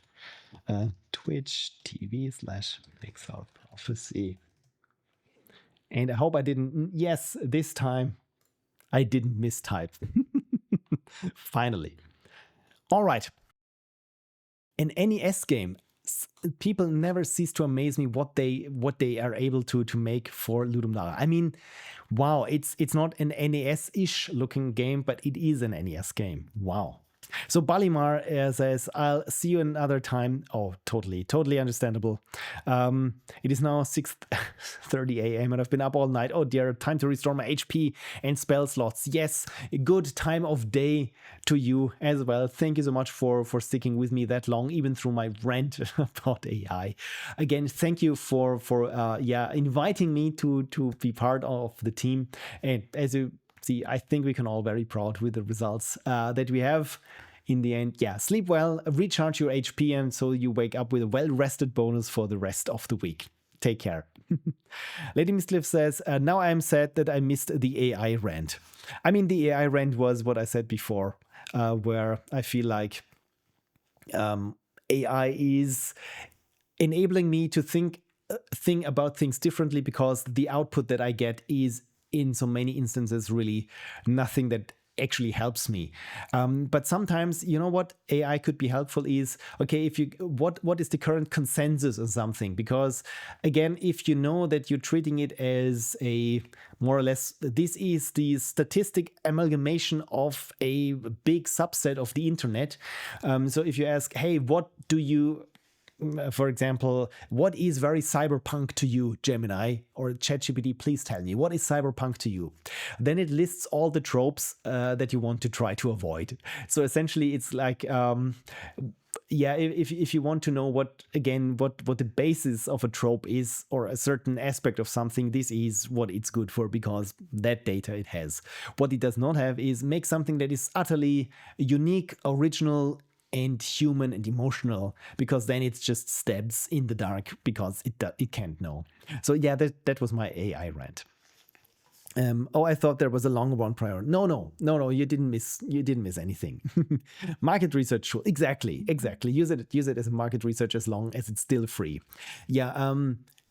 Sorry for not playing signOS right now, but just one aside where I was thinking about this whole AI thing, and as I think we all know, is that the more agentic it gets, the more compute power is needed. So essentially, no one is making money with AI. They're all trying out different things, as I've seen it on the socials today. If you open up Acrobat Reader, yes, the PDF reader, there is,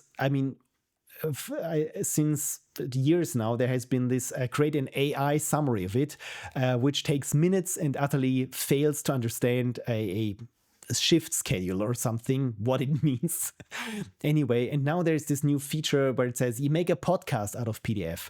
So again, it feels like everyone is trying to do something with AI, where the majority of humankind will adopt this as the new standard, and cannot live without it anymore, will be dependent on it.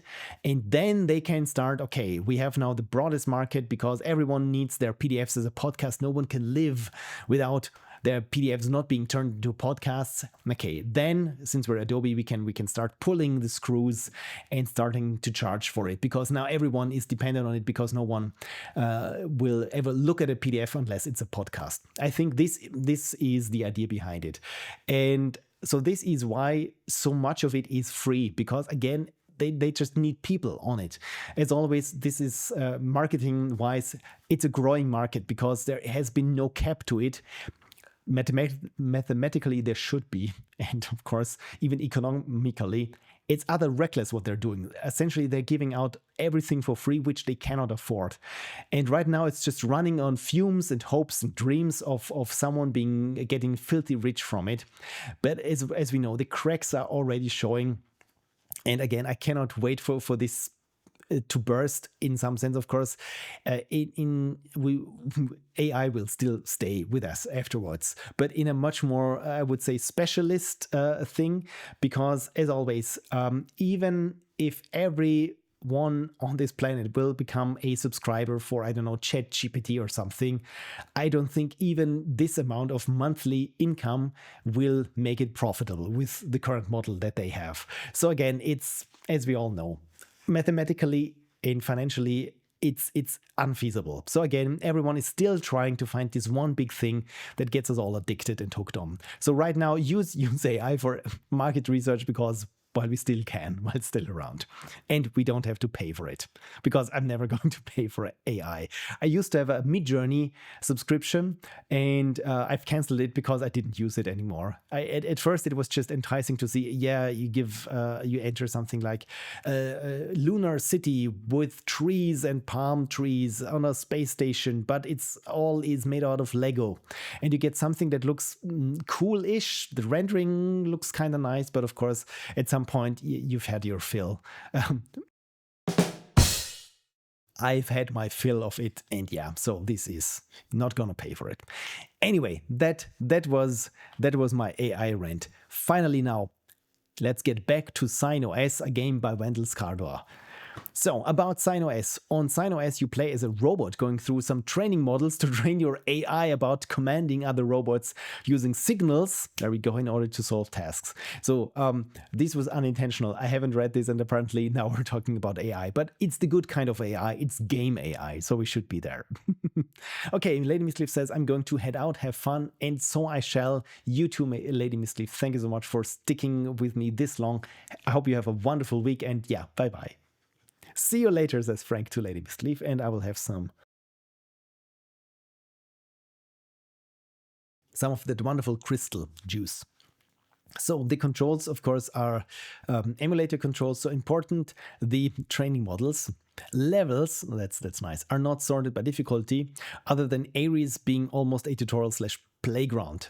Completing it unlocks the other 11. Feel free to pick and choose in any order. Okay, that's nice, because nothing is worse when you actually enjoy a Ludum Dare game, especially puzzle games, but with some puzzle it doesn't click and you cannot progress, and it's only, it's the third puzzle out of 11 or something, and you want to see more, but you cannot get there. So that's nice. Okay, when preparing a signal, you can input not only directions, but also nested prepare / send commands. Each inner prepare command must have a matching send. I have no idea what this means. Excuse me, but it's maybe you should have this open. So let me download the NES ROM of it. Again, it's amazing. People have made NES ROMs for Ludum Dare. So haven't counted on using this. So this is why I'm playing with an Xbox controller. If I manage to get it hooked up. Oh dear, I'm running out of USB slots.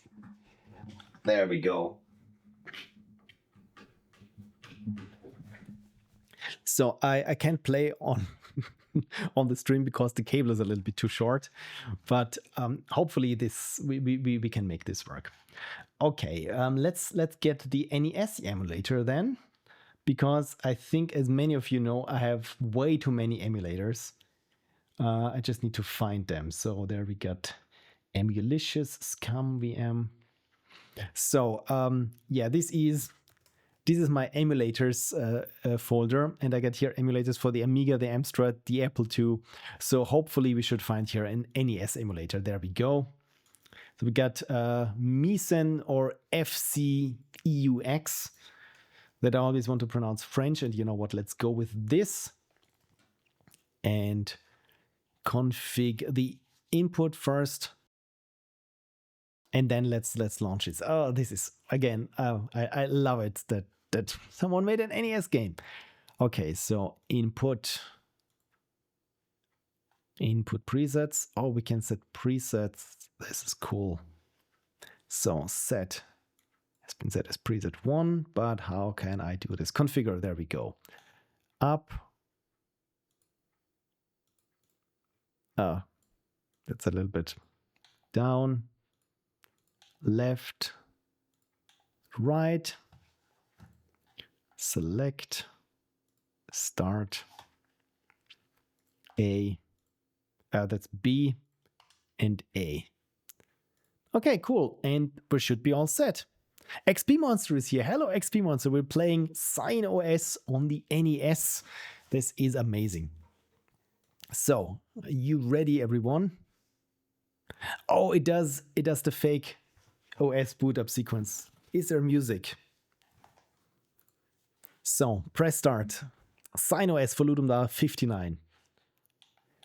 Oh, this is, okay, I love this. That it looks like it's even has a mouse pointer. That like it's a fake OS, but on a NES game. So Aries, let's try with this one. And oh, the robots look like Rob the robot. Should there be audio? I'm not quite sure because I can't hear anything.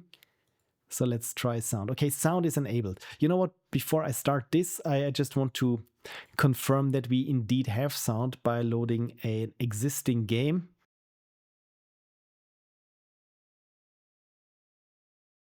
Yes, okay, so apparently there is no... Okay, now it works. Now it works. I don't know why we didn't have sound, but now we do. All good. So, okay, we're here, this upper robot. And again. Okay.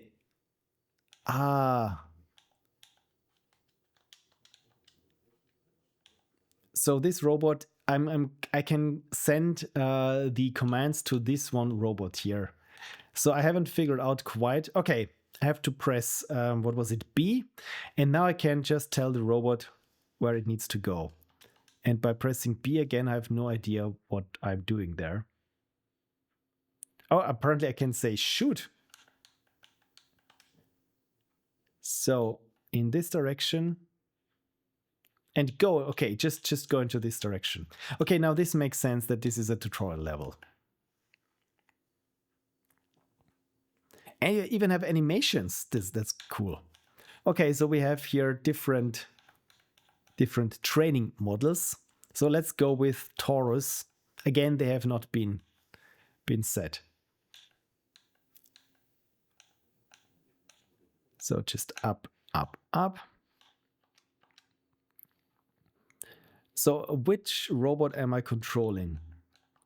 Let's see. Okay, so it's this one that I cannot get to. Okay, this kind of looks hard, but I just need to get this robot.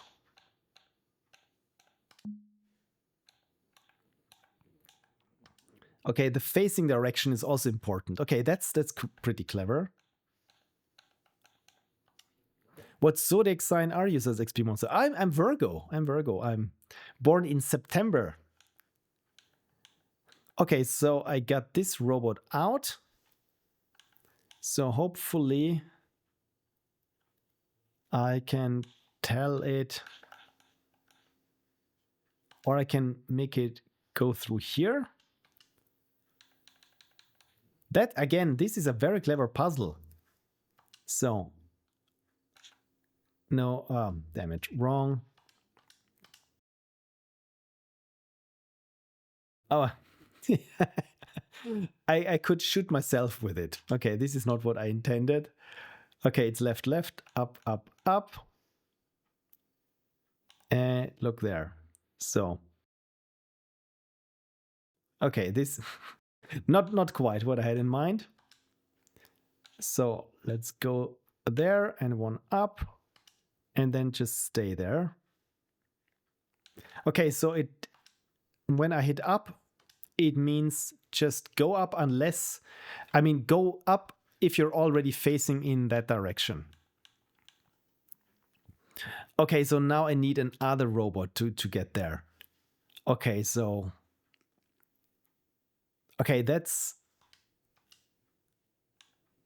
that's pretty okay. This level looks already pretty hard because I need 2 robots to open up these 2 cages there.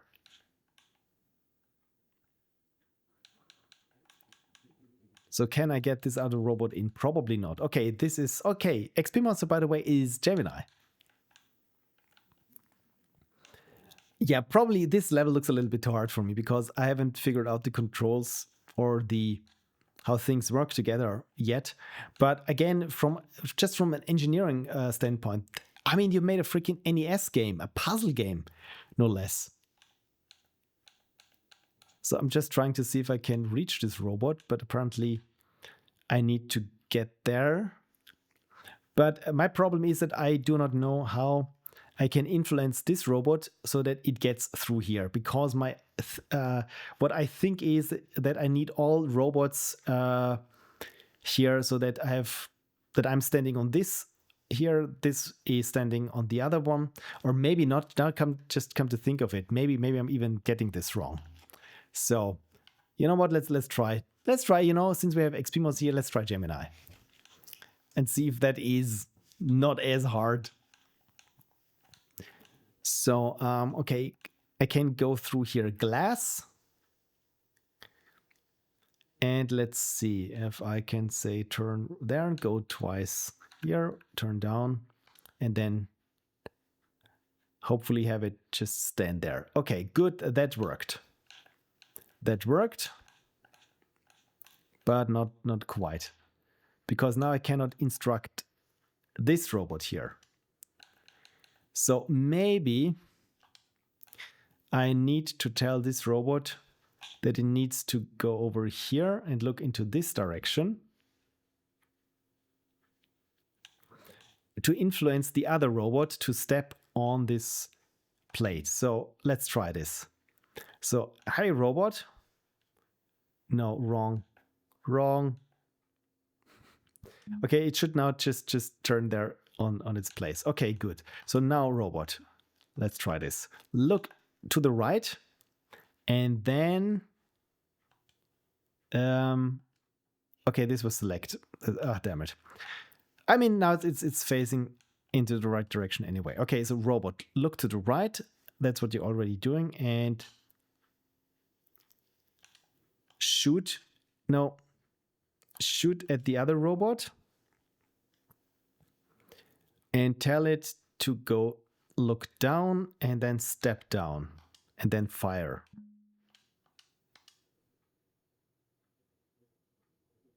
Okay, good. This worked. This worked. The other thing was just garbage input on my end. And okay, let's try this. Head face left, go left twice, face down, and go down once.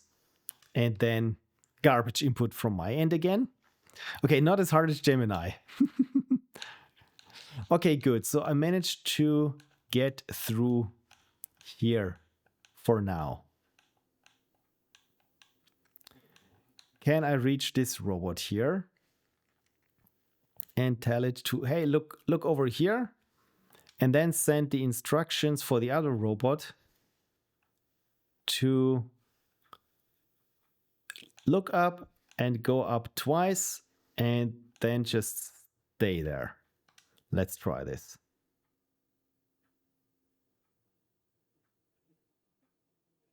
Okay, apparently this worked. I think I'm getting the hang of it. Okay, hey robot, head to the right and just go there, and then we're done.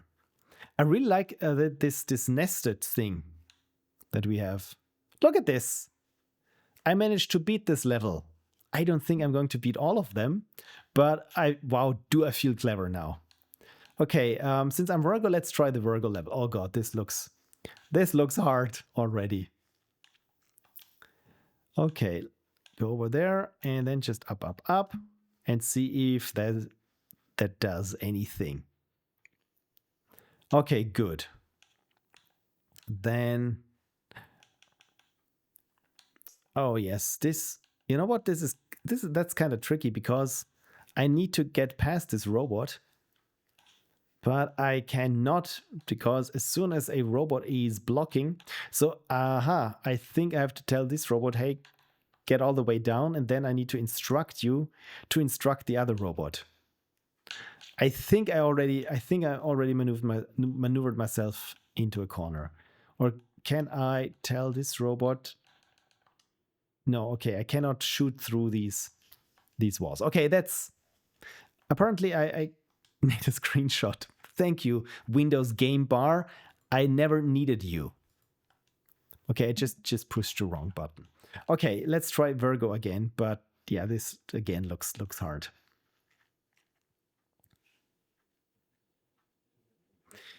That's really the question. I don't understand how I can tell this robot to go here when I'm blocking in its path. Because when I'm here, or maybe I just need to have the other robot go there. So let's say go into this direction. Maybe that's the solution. And hey, you go there and then up. And make sure that this is okay. I think that's the solution to this. And you just go there. Here we go. And now I can guide the robot through. Where I just say, you know what, just get up like 3 times. There we go. But of course, as soon as I get here,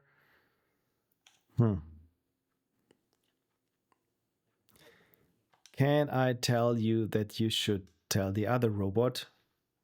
Oh, never mind. Never mind.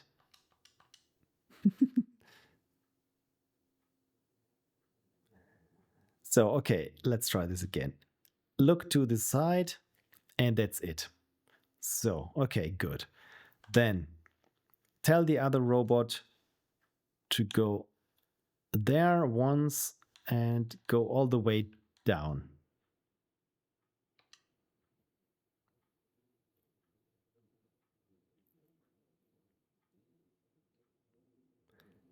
Okay, that's harder than I anticipated because now that robot here is out of reach, and because this matrix here was not big enough so that I could tell it that it really should step here to open up this one. And I also think when I shoot at this robot, it won't be able to communicate with that robot. So again, I feel like I've steered myself into a corner, and this level is super hard. I really like this idea for having this as NES, but this, is really late game content. That's too hard for me. I try a different level now, if that's fine. Let's go with Sagittarius. Okay, where am I? What can I do? Okay, this looks possible, perhaps. So only I have to do this indirectly again. So a lot of this game is done indirectly. So, okay, hey you, let's go here once and then look up, and then I will do this again. Okay, so here are the commands. You say go to the left once, twice, look down and go there, and that's it.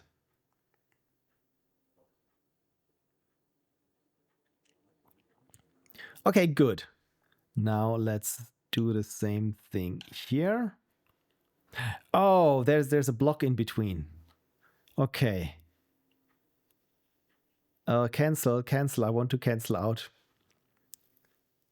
Okay, it goes up, it looks to the left, it looks down, and okay, so just have it on the same page as I'm. Okay, good. So hey robot, just have you look up again so that I'm utilizing the matrix to its fullest. So go up, look to the left. Then there's a command. The command is left, left, down, and execute this command.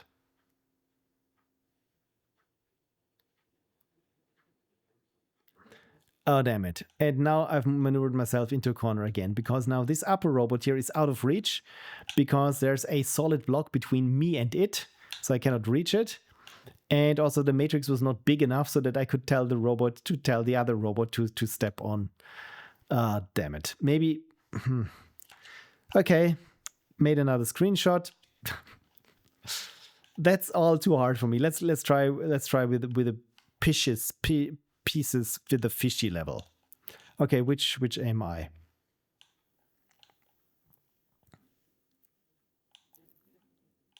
Okay, can I control this robot and just say, hey, just step over there once? Okay, good. Okay, this looks at least possible. Okay, good. But, okay, I need one robot to be here. And which one can... Oh, I probably need to tell this one to head down.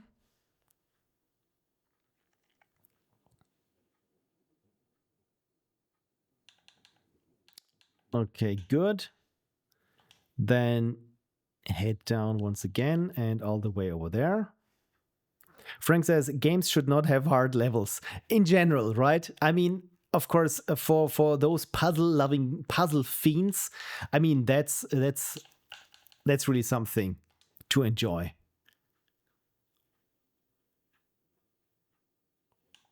Okay, you know what? I thought that standing on there should solve it, but of course I also have to stay on this one to power this one, which I thought was easier. Oh, I just realized it. I can shoot through here. This is glass, so I can just say, hey, step on it, my friend. There we go. And okay, now I have to instruct this robot to make room.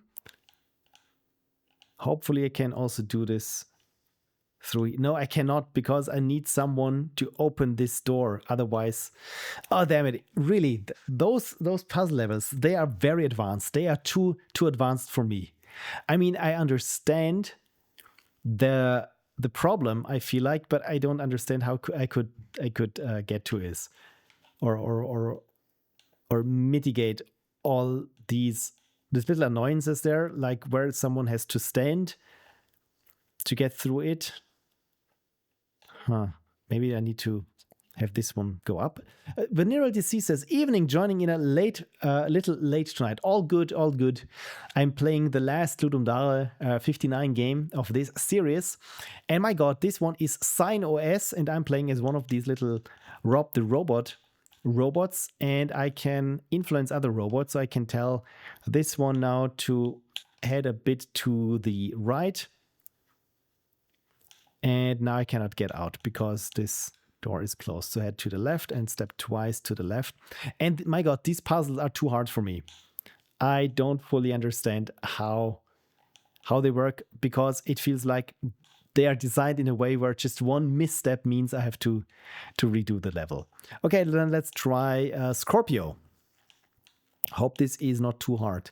Okay, this one looks possible. So again, I'm the red robot here on top, and I just say, hey, little robot, step to the right, and then down as far as possible. Or not. No, let's try this again. So just, oh no, I have it now stepped down twice. So then once up again. There we go. Okay, so now I'm through. Now I need this robot to go down. And I don't think it will be that easy. Yeah, that's the thing. Because if I need to go here to the end, I feel like there's something that I haven't quite understood about it, because I need to get this robot through this gate here. But once this robot is through this gate, I cannot get myself through this gate anymore. So that's a problem. Yeah, these levels, I feel like these levels, I'm really sorry, they are too hard for me. But this doesn't mean they're bad. Actually, the opposite.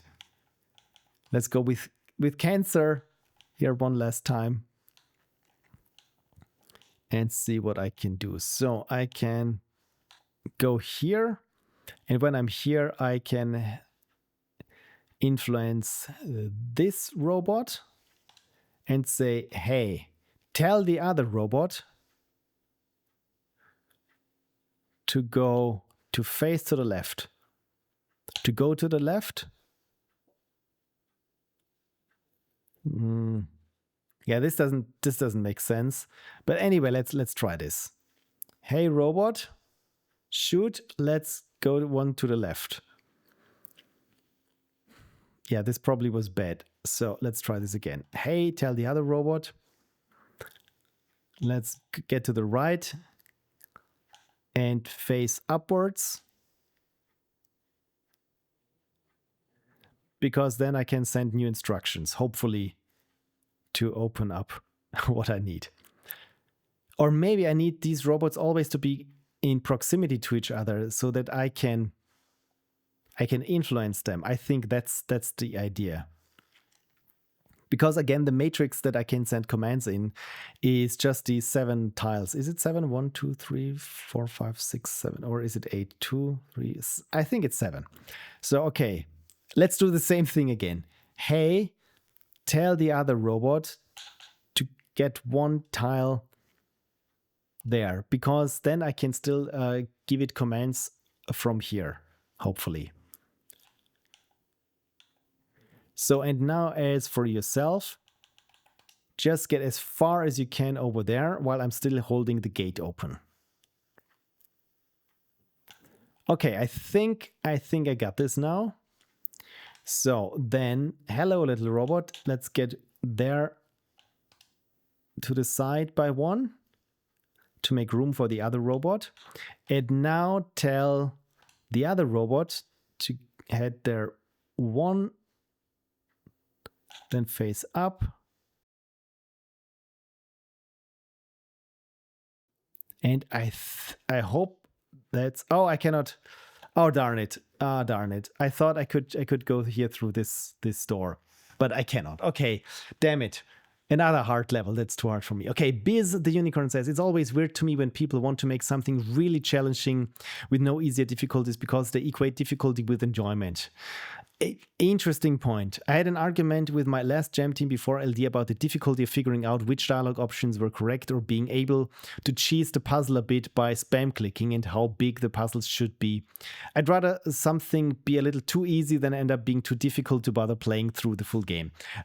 We're absolutely on the same page, because this is exactly the problem that I'm having here. I managed to beat the training level, which was very simple, and the Gemini one. And as you can see here, with all the other levels, it feels like you do one thing wrong and you can start over. So it feels like experimenting is not really encouraged, because the game assumes, okay, by now you have mastered already the mechanics, which are very clever. Again, I'm still amazed that this is a Ludum Dare game that it's running on an actual NES, in this case an NES emulator, but still, even with nice graphics, and we had even the occasional sound, maybe it's not working anymore. But I feel like, again, to better understand the mechanics, I need some room where I can play and try them out without failing and already have some sort of success. And this is what again, this feels like end game content. So of course, if you're hardcore into this sort of puzzle, you have found your new favorite game, at least for the next couple of days until you figured all of them out. But again, for me, as you've seen me struggle, it feels like too hard and too punishing. Frank says you need enough easy levels. After that, sure, go wild, but the easy ones are required. I agree. Also for a Ludum Dare game, it's the best. Especially with puzzle games, it feels like where the game has some sort of ending where it says, okay, you've seen all I want to do with this game, but if you want to try some super hard levels, here they are. And this means you still had some time on your hands to design some very hard levels. And I think those would be those bonus levels. Because, yeah, I agree that, I mean, it's super clever that you can have robots influence other robots. But again, one misstep and it feels like, too hard. So maybe it's even a hindrance to have this run on the actual NES. Because, of course, with newer, or let's say more...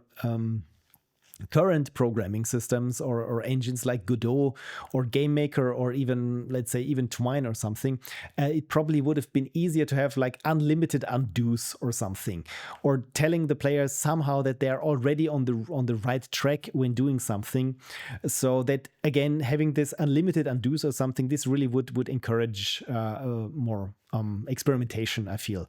And again, with the NES, I don't know how feasible that is. But yeah, anyway, a great puzzle game, way too hard for me, and it's running on an NES. Isn't this amazing?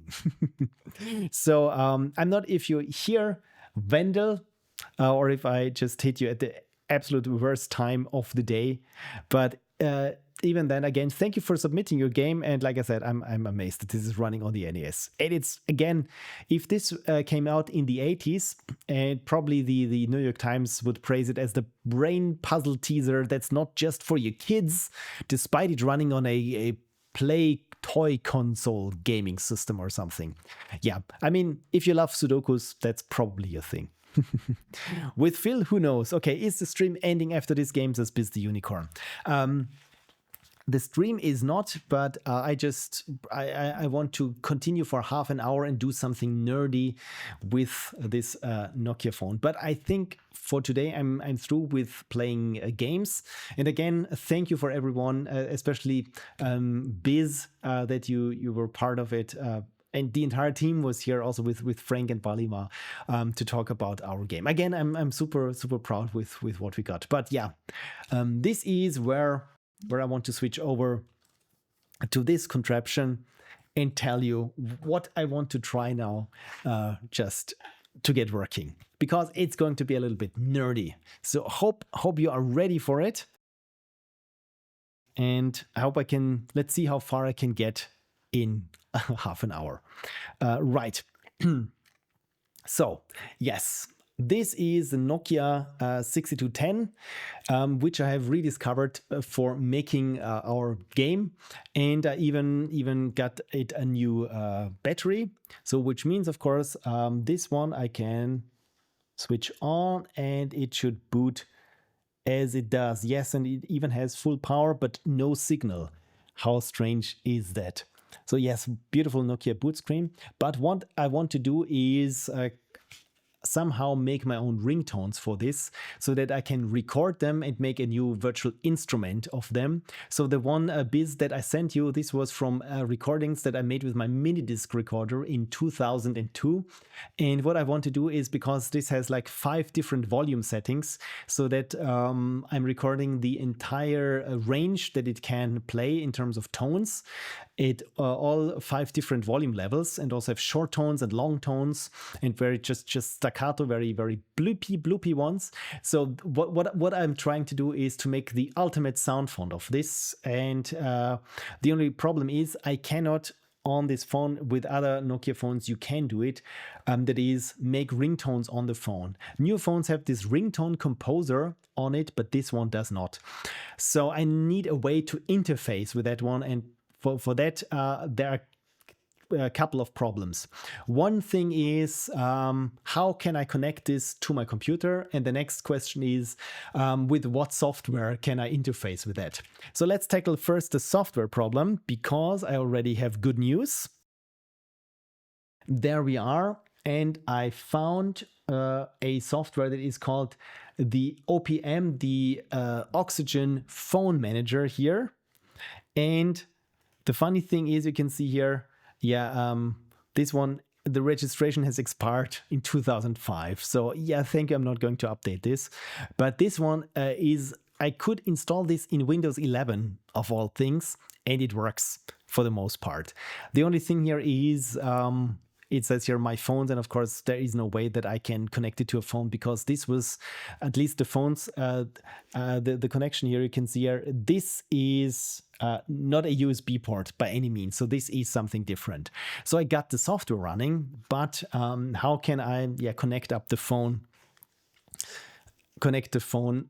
to the computer? So Phil went on eBay, and in Hungary I found this still packaged data cable.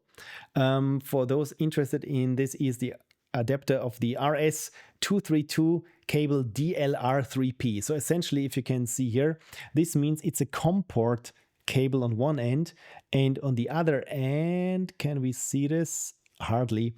This is where it slots right here into this thing.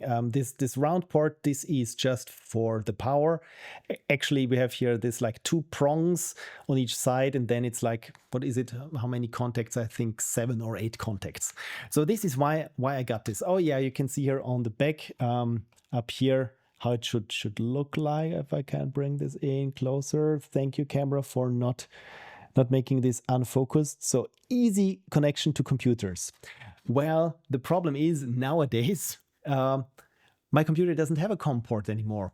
Even the computer that I had before doesn't have a COM port. The laptop that I have doesn't have a COM port. So I can connect one part to the phone just fine, but not to my computer. So what to do? Well,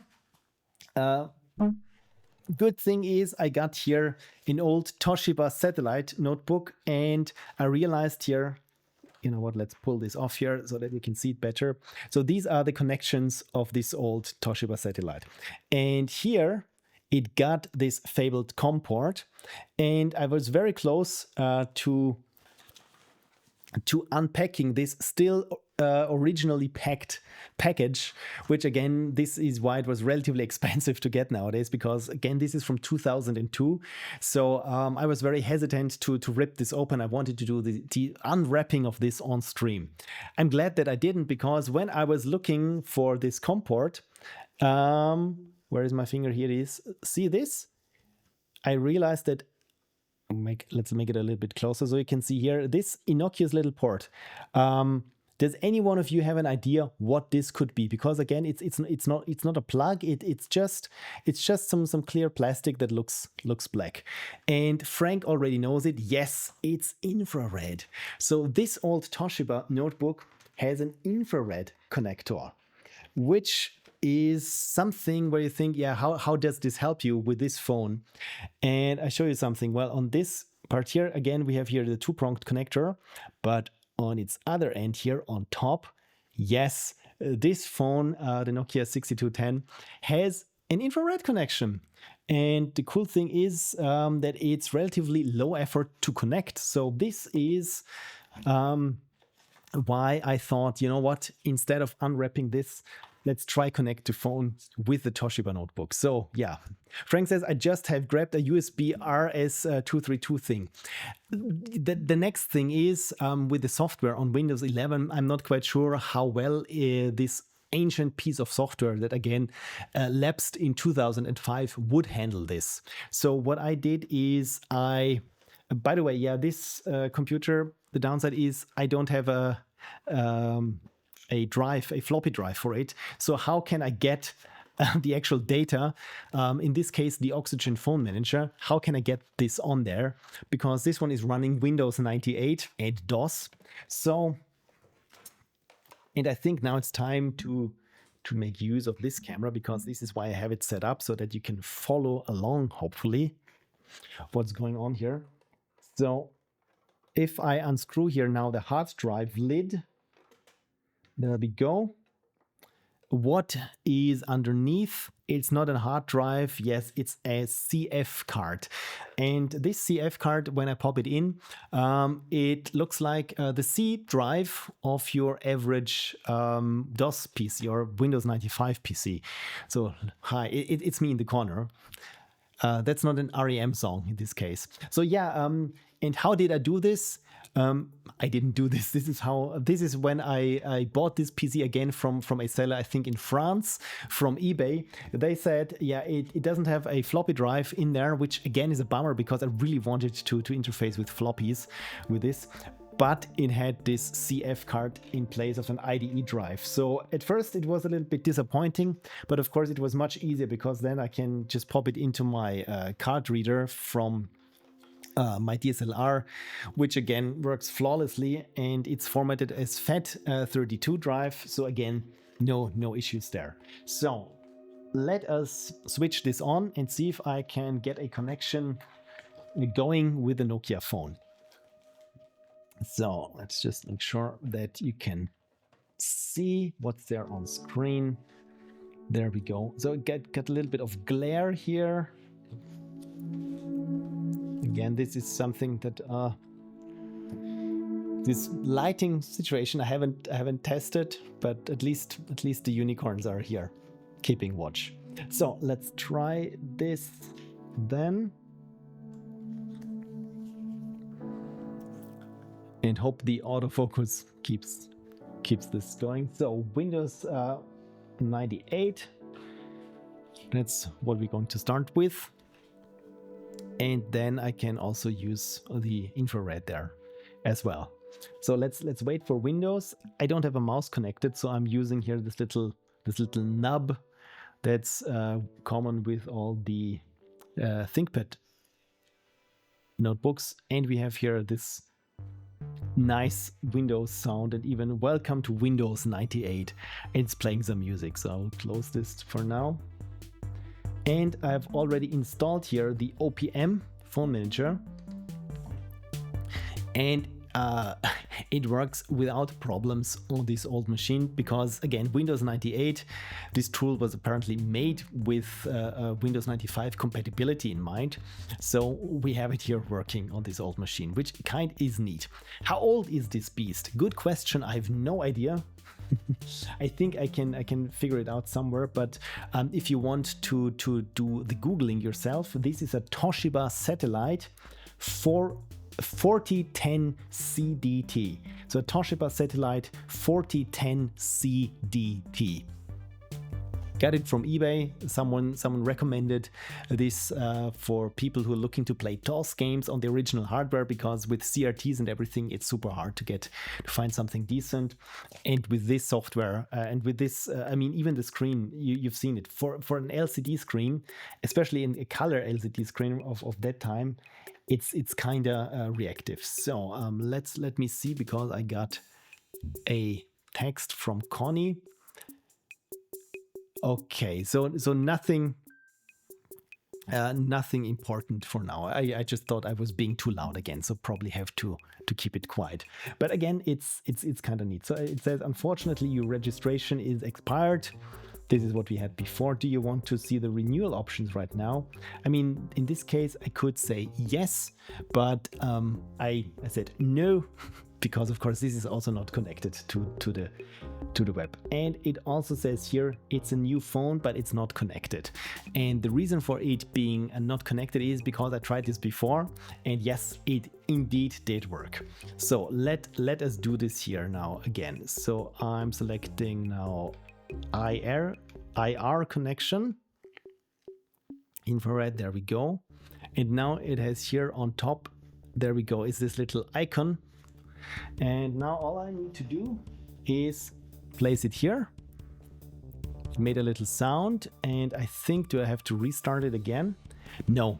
See, and now we have here this little tick mark. So it recognized this phone. And there we go. And I don't even need this super expensive fancy cable that I got. So, and now I can pretty much do everything that I wanted. In my case, it was ringtones. And the cool thing about this Oxygen phone manager, apparently it has 119, it comes configured. Let me have a sip of water here. Cheers.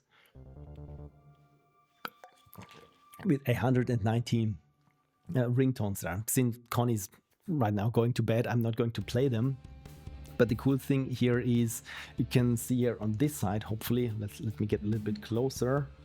Those are ringtones that I connected or I uploaded to the phone over 20 years ago. So they are still there. Again, I can play or modify any of those, but I can upload some other ringtones. It says here all melodies 191, and again it's these are with the Oxygen phone manager, so I can upload them. And it also has, let me again switch back to this nice view, it has up here an editor that allows me to make my own ringtones. So, and this editor is a text editor. And this brings me to another thing. So why a text editor? What does this mean? And so I did some digging, and it turns out that the format of ringtones, the common format was RTTTL. So that is Ringtone Text Transfer Language. And as it says here, apart from that it has multiple issues, I found this article quite helpful because it doesn't look too off-putting when you're new to this sort of thing, because it's kind of easy. You just say, okay, this is how it's called. Then you set some defaults, like the duration is a fourth note, a quarter note. Then the octave is 5, and the BPM is in this case 108. And then you just specify, okay, this is a half note of an A4, a half note of an E, half note of a D flat, and so on. And this is even a dotted note. And if you want to have a pause, a rest, I think all you need to do is use a P, a rest or pause. And essentially, this is how you can make music. So in practice, this means just to translate MIDI files or something into this format.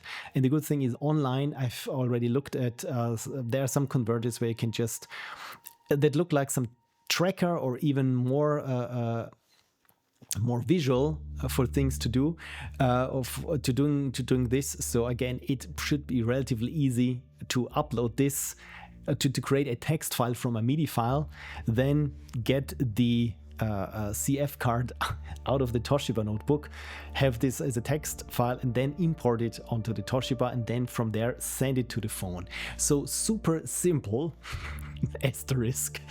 And the funny thing is, the hard part of it is that essentially the entire hardware and software is too new. Again, I was lucky to find this Oxygen phone manager that for some reason still runs under Windows 11. And again, as Frank said, if there is this COM port to USB connection or adapter, probably it should work. But again, I don't trust this old software, especially with Windows and ports and everything, because again, it's you don't know what you get. And with old hardware and old software like this Windows 98 thing there, and also the notebook sporting all the connections that I need. I mean, an infrared connector. I never thought that I had something like that in the house anywhere. Again, this is why I bought this expensive cable. So again, yeah, this was my nerdy excursion into Nokia 6510. No, it's not 6510. It's Nokia 6210. The other thing that I can do here is, for example, have here logos, which is especially funny when I want to do some crummy 1-bit art. As you can see here, it already has here some things like colleagues, or what is it here, family. So I can have different, I can have my own, for example, my own startup logo. So you can see right now it's the Nokia logo here that is selected for the startup. But of course, if I want to start up with Pixel Prophecy is the coolest, or some other juvenile things, I can do there. So should I at some point decide to do some 1-bit Nokia art, because there is this, for example, is the Nokia Lo-Fi Art Jam, if you have heard of it. So then it's just a fun project for myself. I can display it on the actual phone. For some reason, these kinds of small hacks give me lots of joy. It's like when I was doing my excursion, my little, well, excursion, let's call it more, I dipped my toe into Game Boy development, and of course it's cool when you have the software and hardware so that you can actually show it and run it on your original Nintendo Game Boy from 1989, and it works. So to me, at least, this is always the coolest, when somehow I get it to work with my limited technical and programming knowledge of things. Wonderful. Wendel-scardua is here. Hi, I only saw the blue sky notification just now. We'll check the VOD later if it's available. Yes, it should be available. It's, I think, for... First of all, thank you for dropping by. Sorry for ambushing you. And thank you for submitting your game. And so the VOD on Blue Sky on Twitch is available for, I think, 2 weeks or something. And when I'm done today, I will upload it to YouTube. And there it's the channel is called Film Motion Video. You know what? I think the automated unit. Oh, thank you, Frank. You already said it. I'm too slow. I should have checked the chat. Yeah, exactly. Frank already has the link to the channel. So there you go. And again, thank you for submitting. And you made a freaking NES game. So again, here it feels a little bit similar that, for example, I can set here my own startup logo for my Nokia phone. Anyway, so yeah, I wanted to quickly show you the Nokia 1-bit Jam. If I can find it. At this point, for once, I'm aware that I'm not showing my screen. Nokia Art Jam. I will switch over once I have found it. And oh yes, it was somewhere on Twitch, because I found somewhere on the socials where they made a actual, well, not actual, but a nice version of an interactive version of a Nokia phone, where you could look at the different games as in the context of it being on screen. So here we have the Nokia Jam 4, and the submissions, again, they are now closed, of course, but here you can see what people came up with, which again is kind of cool when you think that still people make art or find something that is enjoyable about working with these kinds of limitations. So again, for me, this has been a very nostalgic topic, because again, the 6210, this one here was my very first phone, and I still have the original hardware. And again, looking at, oh yeah, now it's complaining that the infrared connection has been broken. Yeah, again, to me, it's so nice to see that all the 20-year-old text messages or the logos that I made, also with the Oxygen Phone Manager, are still on there. And again, this is an indestructible brick. Like I said, I just popped in a new battery, and it works. Everything works. It has all the names, all the messages that I still have saved on there. So again, it feels like this thing will be there when I'm gone. Right, so again, I just wanted to share with you or anyone who is interested in how to get nowadays. I don't want to search. Probably should switch this off then. How to get an old phone working on new hardware or new software. And yeah, my trick is use old software and old hardware. That makes it much easier. wendel-scardua says, my first phone was a Nokia 2280. I think I still have it in some random box somewhere. This is exactly where I found this one. And for the Ludum Dare, for our Ludum Dare game, where we needed an old Nokia phone, I found this one again. The good thing is, since we moved, I looked through all of the boxes of the things that I had. Of course, for most things, I already have forgotten where I put it, but it's still, I know For example, I knew that somewhere this was still around again in some box, and I found it, and again, it has filled me with old-timey joy. So yeah. Frank says, is it old enough for most of the messages to be embarrassing? Yes, it is. For example, I found one message of my mom that I had saved for some reason, probably because I've even found it funny back then. That translates to your phone bill is enormous. Grumble, grumble. Or not even grumble, grumble. Something more severe, when you give someone a stern talking, but the verb of it. So like in a comic book or something. This is what my mom typed out on her phone. And also in the same message said, so yeah, your phone bill is enormous, grumble, grumble. Also your games magazine arrived or something, and I found this quite funny. Or I also have the first text when I was learning to drive back then. So after my first driving lesson, I wrote to one of my friends something along the lines of, yeah, only idiots are driving cars. It was bad. Anyway, I'll get some coffee now. Or something. So again, it's those kind of little time capsules of what was going on with me, because even with these ones, for example, with my mom's message, I know exactly the time and date when she sent it to me, which again is kind of funny. And yes, exactly, Frank, as you said, with other messages where, yeah, I was talking to some girls there on SMS and text. And of course, when you look at these things, you go, oh God, that's so cringe. I don't want to look at it. So I just looked at one or two messages in my outbox where I thought, okay, yeah, I don't want to look at this anymore. But yes, exactly. It is old enough for most messages to be very, very embarrassing. Anyway, thank you so much, everyone. I think that is my time today. Again, I'm sorry that I couldn't play some ringtone from this thing. So that I can point at it. That I couldn't play an actual ringtone on it again because Connie is sleeping, and I don't know how much.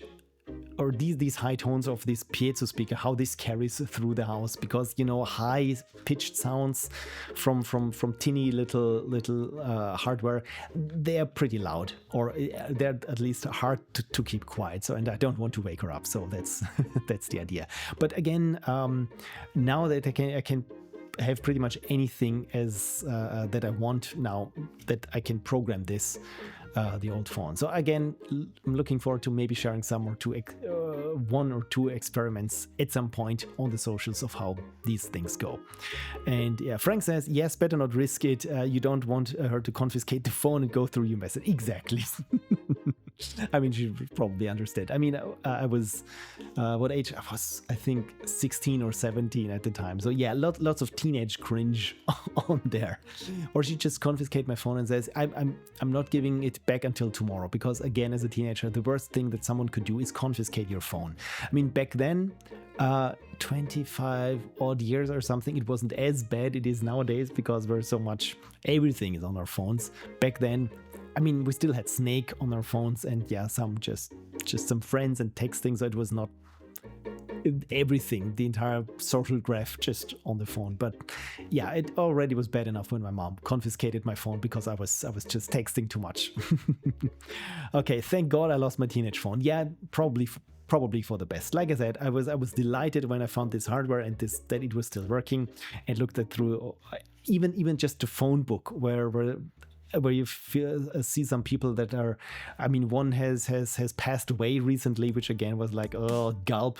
Yeah, I know that this was, for example, my best friend in the first school after kindergarten, for example, and I just learned that this person passed, and again it was kind of, oh. So yeah, sad memories, good memories on this, but again, overall, just it's fun, at least for me, to get something on old hardware where I never thought that I could again interface with it on some level. Right, so again, that's it for me today. Again, I feel my throat is getting sore. Just real a quick update on what's next. So my patrons have already gotten my newsletter. Is it a newsletter? My update, my May update of what's been up with me and what's going to be up with me. So the short is there is the Level Up Gaming Convention in Salzburg in 2 weeks from now on a weekend. And since I'm part of a creator ticket or on a creator ticket, or there with a creator ticket, is press in some regards. I have to produce some content of it, and since I also wanted to try IRL, that is in the real life streaming, this is what I want to do. So I got already my gear together, pieced it together from various online sources, and even subscribed to this one app that allows me to stream live from my phone and get the good microphone and so on and so forth. So I need to test this, and so looking to do this sometime this week, perhaps on Wednesday, where I just go some place in the outdoors in Austria and show you hopefully a nice vista. So again, you're not going to miss any big Pixel Prophecy stream there. It's just something that happens on the afternoon. Granted, afternoon Central European time. For any regulars of you, usually I start streaming at 9 in the evening. So I'll be streaming, these IRL streams will happen 6 hours earlier than my usual time when I stream on the weekends.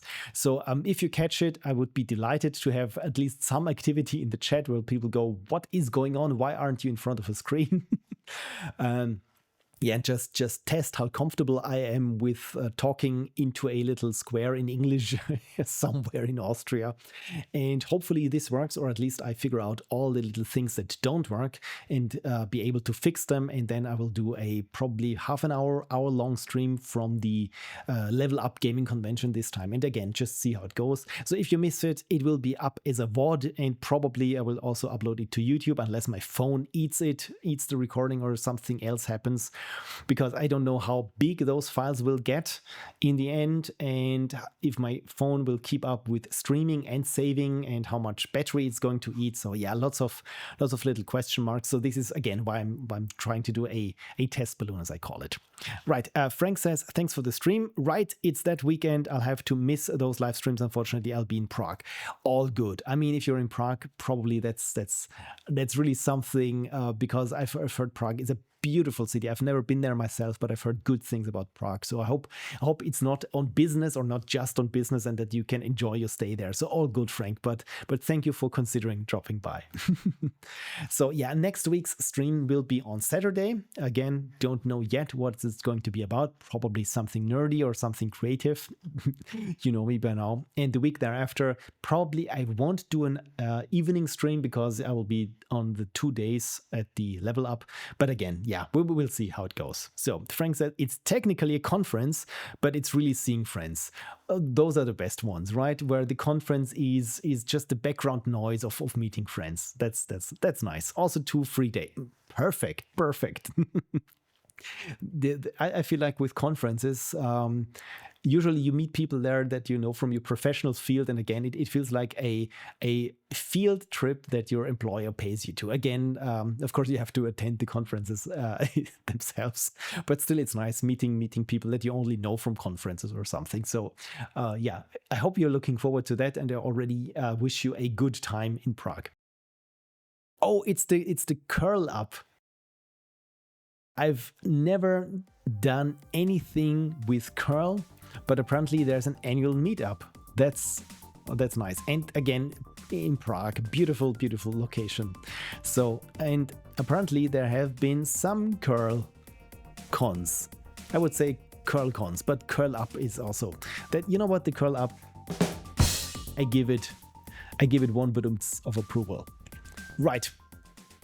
So thank you everyone for helping me with streaming. By helping, I mean just being active in the chat and being there. And I'm so glad that I could share with you my passions and passion projects, as the Ludum Dare game is. Yeah, and again, I hope you have a wonderful week, and we should see each other.